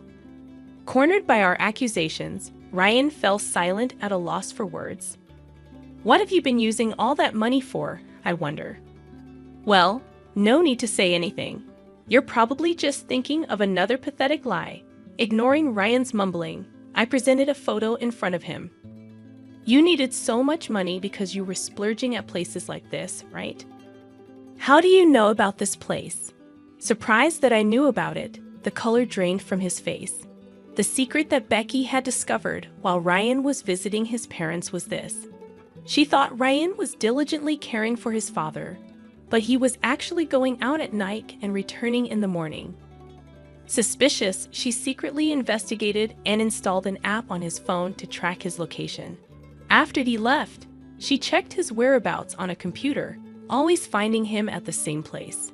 Researching online, Becky found out it was a gentleman's club. Shocked, she was about to call me when Ryan returned home. He found her researching the location and the club on the computer, and in a fit of rage, pushed her. Becky hit her head on the corner of a dresser, causing the bleeding, and the rest is as you know. After hearing Becky's story, I left my mother in the care of professionals for a few days and went to the club to gather evidence of Ryan's wasteful spending. The shock I felt seeing my husband cheerfully entering the club. The money for this visit, even if temporary, was taken from Becky's school fund, and he used it. This, Dad, you're the worst, I said, presenting undeniable evidence. Ryan, cornered by the evidence, muttered weakly, "Isn't this normal for men?" and looked up at his father for support. What are you talking about? Using your child's school money for your satisfaction is inexcusable for any man. I'm tired from work. Isn't it okay to have a little fun? Vicky sighed in exasperation at Ryan's stubbornness. Mom, do you know what kind of place that is? Huh? Oh no, I just took the photo and left immediately. I thought so. Here, take this, Vicky said, laying out several printed pages of the club's website on the table. Looking over them with my father-in-law, we saw that the outfits worn by the girls at the club were school uniforms. They all seemed to be adults, but it was a gentleman's club where they cosplayed in revealing school uniforms. Seeing this, I thought to myself, exposing my daughter of this age to such a world. I was filled with anger, but Becky seemed unfazed. So, Dad, you like this kind of stuff, huh? Gross, she commented, handing the papers to Ryan with a shudder, as if the idea was repulsive. Well, you don't have to say it like that, you know. If your clients at the schools found out about your love for girls with uniforms, it could be a big problem, right? I doubt your company, which sells educational materials to schools, would want to keep an employee with such hobbies, I said with an icy stare. Ryan turned pale. I quickly grabbed Ryan's schedule book, which was left in his business bag, and found it easily. Looking at this now, I know all the schools you've been visiting.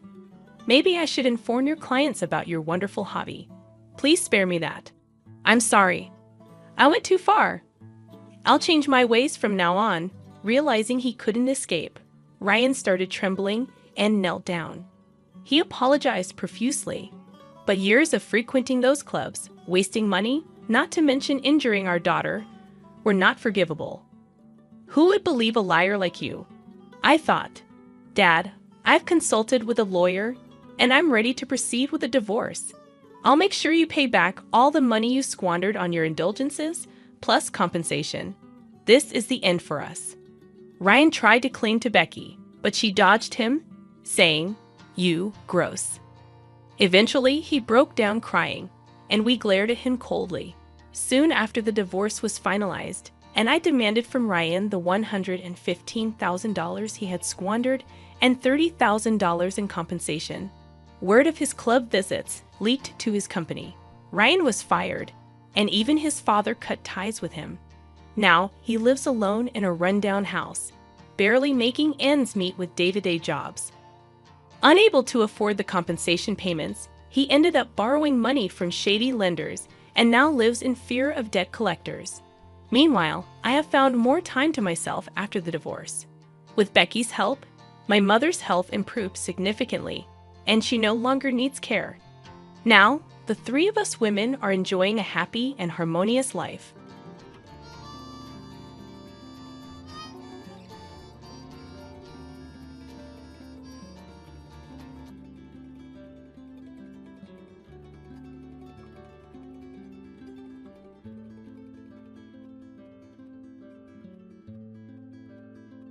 "8 years ago, I, a 54-year-old man, went through a divorce with my then 48-year-old wife. Following the separation, my 28-year-old daughter chose to sever all ties with me, aligning herself with her mother without seeking my perspective. Despite the passage of nearly a decade, accepting the outcome of my divorce and finding peace in my life has been a challenging journey. My ex-wife's attempts to tarnish my reputation played a role, but the primary struggle stemmed from the deep affection I held for my daughter. As an adult at the time of the divorce, her decision to exclude me from her life left me powerless. Without any other family besides my mother, who suffered from Alzheimer's, this ordeal marked one of the most distressing periods of my life. Despite numerous attempts to reach out to my daughter after the divorce, she remained steadfast in siding with her mother, unwilling to hear my side of the story. At one point, my ex-wife even took legal action against me, accusing me of harassment if I persisted in trying to connect with my daughter. Faced with such explicit warnings, I reluctantly ceased my attempts to reach out. For the past 8 years, I dedicated myself to caring for my ailing mother and focusing on my career. Although I engaged in a few casual relationships, the scars from my divorce left me with a profound difficulty in trusting others. This has been the narrative of my life for almost a decade, and I apologize if my tone seems somber. The reason I am sharing this story now is that recently, my daughter reached out to me. Overjoyed by the prospect of reconnecting, I initially believed she had reconsidered her stance on the divorce. This development was particularly comforting as my mother had recently passed away, and I found myself grappling with grief and a desire for familial support. A few months after my mother's passing, I received a call from an unfamiliar number. On the other end was a woman's voice, introducing herself as my daughter. Surprised and unable to recognize her voice after such a long estrangement, I learned that she had seen on Facebook that her grandmother had passed away and wanted to check on me. Grateful for her concern, we engaged in conversation, and she suggested meeting in person. Excited about the possibility of rebuilding our relationship, we arranged to meet at my house over the weekend. Eager to reconnect, I cooked dinner for her. The moment arrived, and as I opened the door, I was both nervous and excited. It had been nearly a decade since our last encounter, and she was just a little girl back then. Despite the initial awkwardness, we gradually opened up to each other. She shared details about her life and work, and I reciprocated with information about my experiences. After dinner, we finally broached the unspoken topic in the room. I asked her why she had never considered my perspective during the divorce and had defaulted to choosing her mom. I acknowledged that her mother had been a more present figure as a stay-at-home mom, contrasting with my demanding construction job. My daughter expressed regret, acknowledging that she was too young to fully understand the situation and had been manipulated by her mother's portrayal of me as the ultimate villain. Since she never heard my side of the story, she never questioned her decision. We continued our conversation, delving into various topics, until she eventually disclosed the true reason for her sudden reconnection. Hours into our discussion, I couldn't help but inquire about the catalyst that prompted her to reach out after such an extended period. Her demeanor shifted, and sensing her discomfort, I reassured her that honesty was welcomed. She hesitated before revealing that she had been monitoring my activities on Facebook. Learning about her grandmother's passing, she anticipated legal representatives would approach her regarding the inheritance. When that didn't happen, she decided to contact me directly. While expressing condolences for my loss, she disclosed her recent engagement and conveyed a need for financial assistance with wedding expenses. The revelation hit me like a punch to the gut. Hopes of rekindling a family bond were shattered as it became apparent that her motives were rooted in financial gain. Ironically, the inheritance legally belonged to me, and her attempt to leverage our connection for personal benefit was disheartening. Money was never a priority for me. I lived modestly, with no extravagant hobbies, and bought my clothes from Target. Even if the inheritance were rightfully hers, I would have gladly contributed to her wedding expenses had she approached me sincerely. Amidst the whirlwind of emotions, I maintained composure and questioned if financial support was her sole objective. Her defensive response emphasized that the inheritance was secondary and her primary goal was to reconnect. She expressed regret for not reaching out earlier, attributing her silence to fear of my unforgiving reaction to being abruptly cut off without an explanation. Skepticism lingered as I wondered if her motives were genuine or driven solely by financial gain. Curious about her claim to the inheritance, I inquired further. She recounted a conversation with my late mother a couple of years before the divorce, where she allegedly expressed a desire for my daughter to inherit everything from my father, who had passed away years ago. Understanding the dynamics of my family at that time, I acknowledged the possibility that my mother might have made such a statement. However, the crushing realization that her apparent interest in reconnection was centered on financial gain left me devastated. Choosing to test her intentions, I asked about the amount she expected from the inheritance. Her accurate estimate hinted at meticulous planning. Seizing the moment, I disclosed that her grandmother had left everything to me years ago, intending to use the money to start a business. Her reaction to this revelation would be the litmus test for the authenticity of her intentions. Regrettably, I couldn't fulfill her request for financial assistance, but I offered to contribute a substantial amount from my own funds toward her wedding expenses. The disappointment etched on her face confirmed my apprehensions.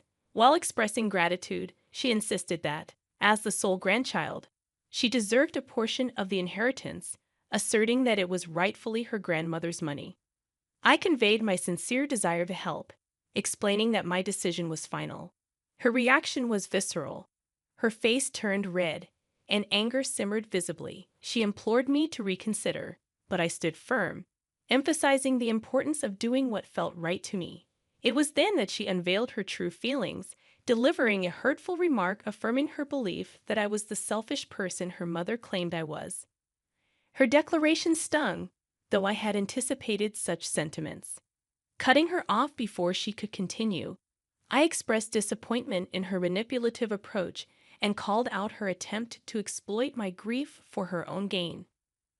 I laughed off her accusation, pointing out the irony that had she not blocked me years ago, she would have received my messages about her grandmother's situation. Encouraged by her confusion, I asked her to unblock me, allowing me to resend the texts. As she read through the messages, which included pleas for understanding and notifications about her grandmother's Alzheimer's diagnosis, a genuine sense of shame crossed her face. She apologized, acknowledging her lack of awareness during the divorce and expressing a desire to rebuild our relationship. Despite her remorse, she argued that her grandmother would want her to inherit, and it was unfair for me to withhold it. I countered, asserting that if our relationship hinged on monetary considerations, perhaps it was best not to have one at all. Although she professed a genuine desire for reconciliation, I couldn't bring myself to believe it at that moment. I informed her that while I would entertain the idea of rebuilding our relationship, the inheritance was off the table. In response, she looked at me with pure resentment and left my house without any attempt on my part to intervene. In the aftermath, I sought the perspectives of my friends. Most agreed that I made the right decision, but a close friend expressed a different viewpoint, suggesting that since money held little significance to me, I should have prioritized mending the relationship. I've been wrestling with the idea of letting my daughter have a portion of my inheritance just to have some semblance of family in my life.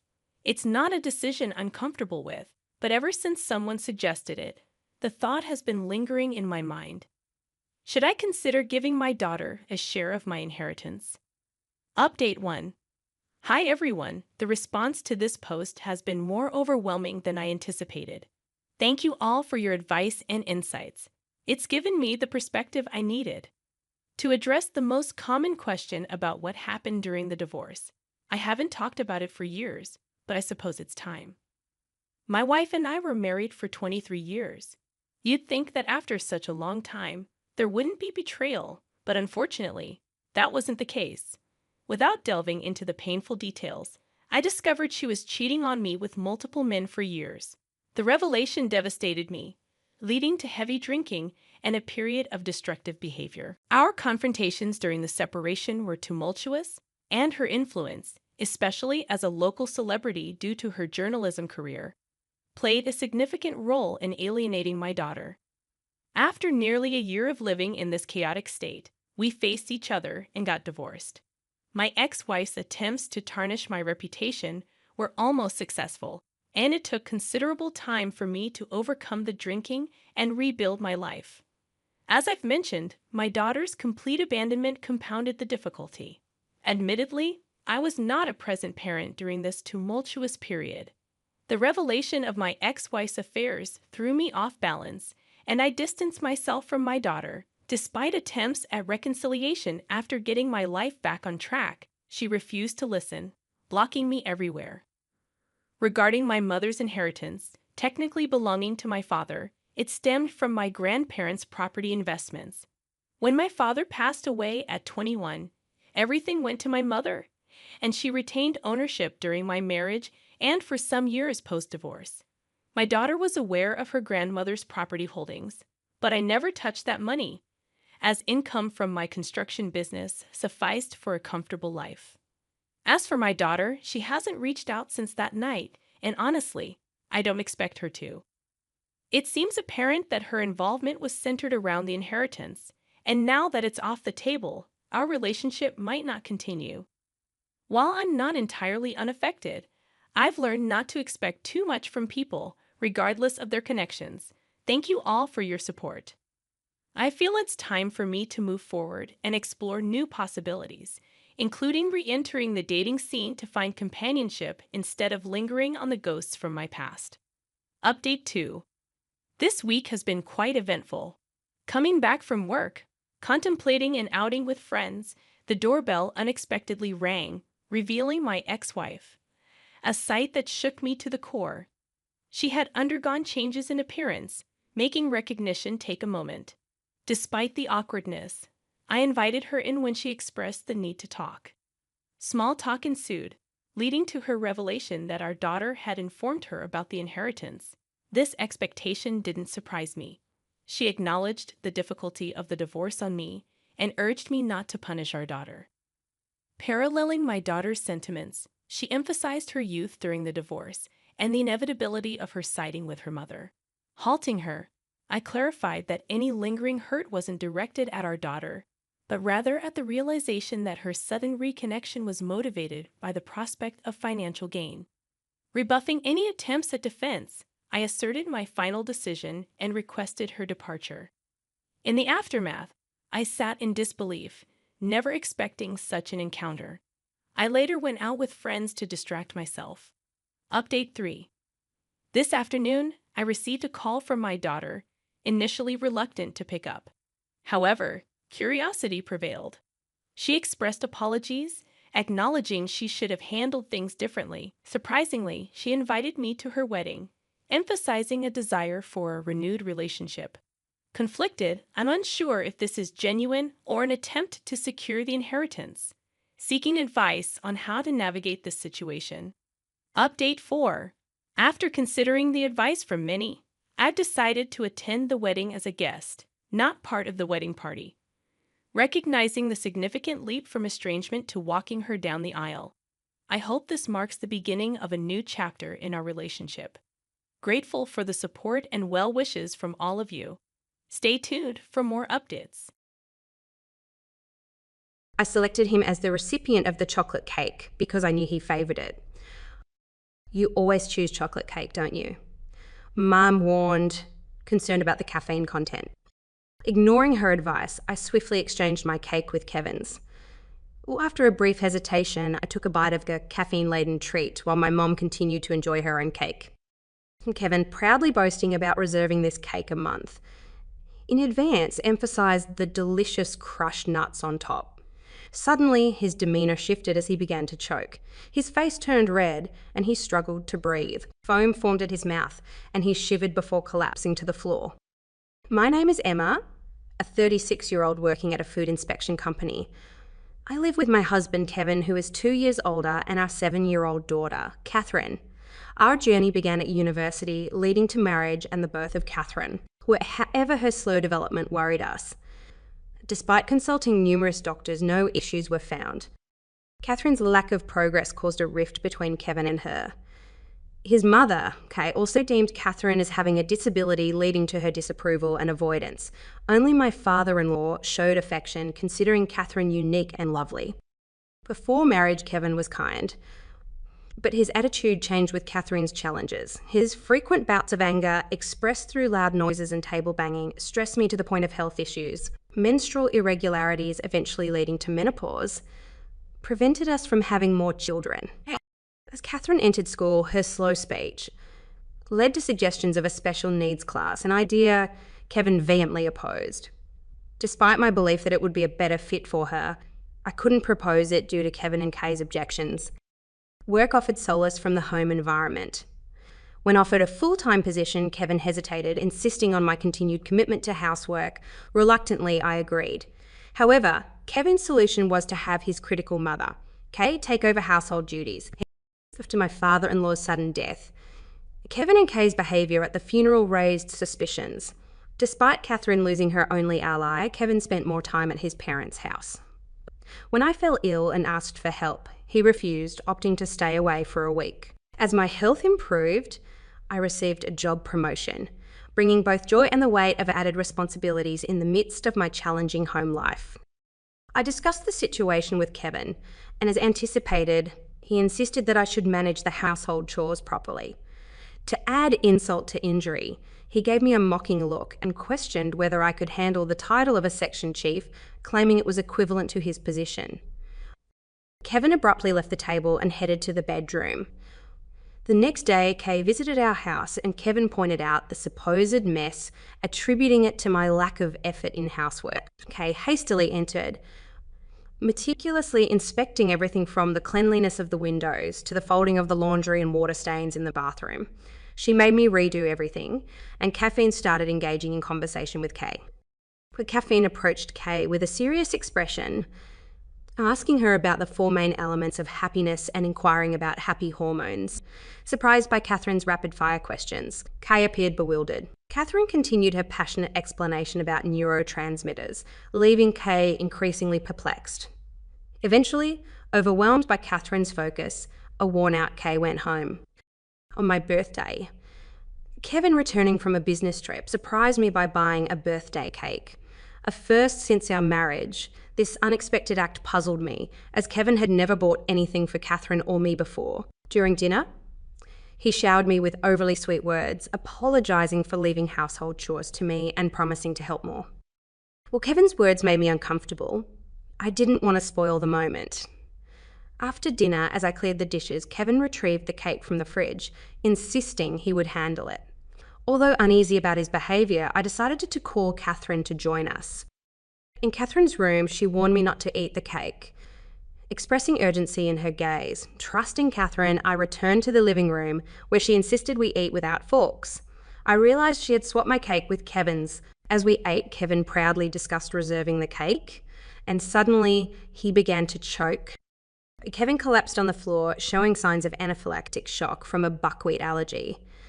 Both Kevin and I were allergic to buckwheat, and it was confusing since we were eating cake that shouldn't contain any buckwheat. In a calm voice, Catherine instructed me to call an ambulance. Following her guidance, I hit Kevin's back to help him expel the cake. At the hospital, Kevin's life was saved, and I wondered how Catherine knew something life-threatening would happen. After completing the hospital admission procedures, I returned home. As soon as I arrived, Catherine showed me a candy wrapper she retrieved from the trash. It was a wrapper for cookies made with buckwheat flour, and Corrine explained that it was from the cake box Dad had bought. According to Seren, the seal on the box was half peeled off. And when she checked the kitchen trash, she found a candy wrapper she'd never seen before. Upon researching online, she discovered it contained buckwheat flour.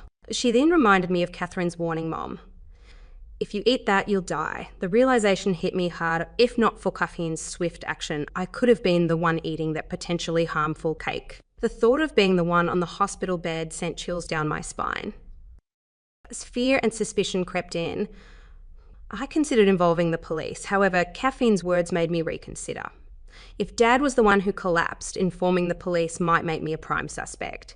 A feeling of despair overcame me, and Caffeine assured me that she would handle it. She ventured into Kevin's study, defying his strict instructions, and began searching for evidence. To my surprise, Caffeine found a notebook in a drawer that detailed a shocking revelation. My father-in-law had been victimised in a similar manner. The notebook described the plan to mix crushed buckwheat flour cookies with sprinkles. Even more disturbingly, Kay was implicated in this terrifying scheme. They were conspiring together, and at the bottom of the page, it ominously read, "Next is Emma's birthday." My hands involuntarily tightened around the notebook, and Caffeine, noticing my anger, reassured me that everything would be okay. Catherine shook her head regretfully, explaining that the notebook might not be admissible as evidence. If Kevin and Kay claimed it was just fantasy, the case would likely be dismissed. The lack of concrete evidence made me feel helpless, and Caffeine, sensing my frustration, held my hand firmly, promising to find the evidence and protect me. Determined to seek justice, Catherine and I began preparing for the final showdown. Our plan was to lure Kay into our house under the pretense of learning how to cook Kevin's favourite dish. While Kay taught me in the kitchen, Caffeine discreetly searched her bag and found the buckwheat cookies. With one cookie in hand, we took it to my workplace for a composition test. Several days later, as Kevin was discharged from the hospital, I informed Kay that I was preparing a celebration for his recovery. I asked her to pick him up, and while waiting, Catherine and I prepared his favourite dishes, including the potentially tainted cookie. As Kevin and Kay returned, we welcomed them to the table, where the atmosphere quickly shifted. Kevin whispered something to Kay, and they both seemed puzzled. It appeared that our plan was beginning to unfold, and I steeled myself for the confrontation ahead. As she released the fried chicken she held with her chopsticks, she seemed oblivious to the fact that it slipped from her grasp. The tension in the room intensified as Kevin and Kay refrained from touching the food. Deliberately, I engaged Kevin in conversation, inquiring about the seasoning. "Oh, I guess I can't make it as good as your mother does," he mumbled, glancing down. I responded with my biggest smile, assuring him that the seasoning not only tasted good but also seemed to provide energy. Casually, I mentioned my father-in-law's recommendation of the seasoning, observing Kevin and Kay shivering as if they were cold. Catherine, undeterred, sprinkled the seasoning over their rice. In protest, Kevin swatted away Catherine's hand, expressing concern about adding something suspicious. Ignoring his objections, I continued smiling and serving the food. Catherine persisted, reaching for the seasoning, but Kevin, with a terrifying expression, shouted, "Enough! Why are you so scared?" "I just want you and your mum to live longer," I cheerfully retorted, flashing my brightest smile. The atmosphere grew tense as Catherine defied Kevin's warning and sprinkled the seasoning over their rice. The room was charged with Kevin's anger, as he shouted, "Stop putting something so suspicious into it." Unfazed, I continued with my smile, drawing attention to his past actions of sprinkling the same seasoning on my cake, leading to his hospitalization. With a triumphant gesture, I presented documents obtained from our company's inspector, linking the substance on the cake to the buckwheat cookies. Kevin and Kay exchanged glances, denying any knowledge of the situation. However, I placed a copy of Kevin's incriminating notebook on the table, revealing details of the ordered cookies and their sinister plan.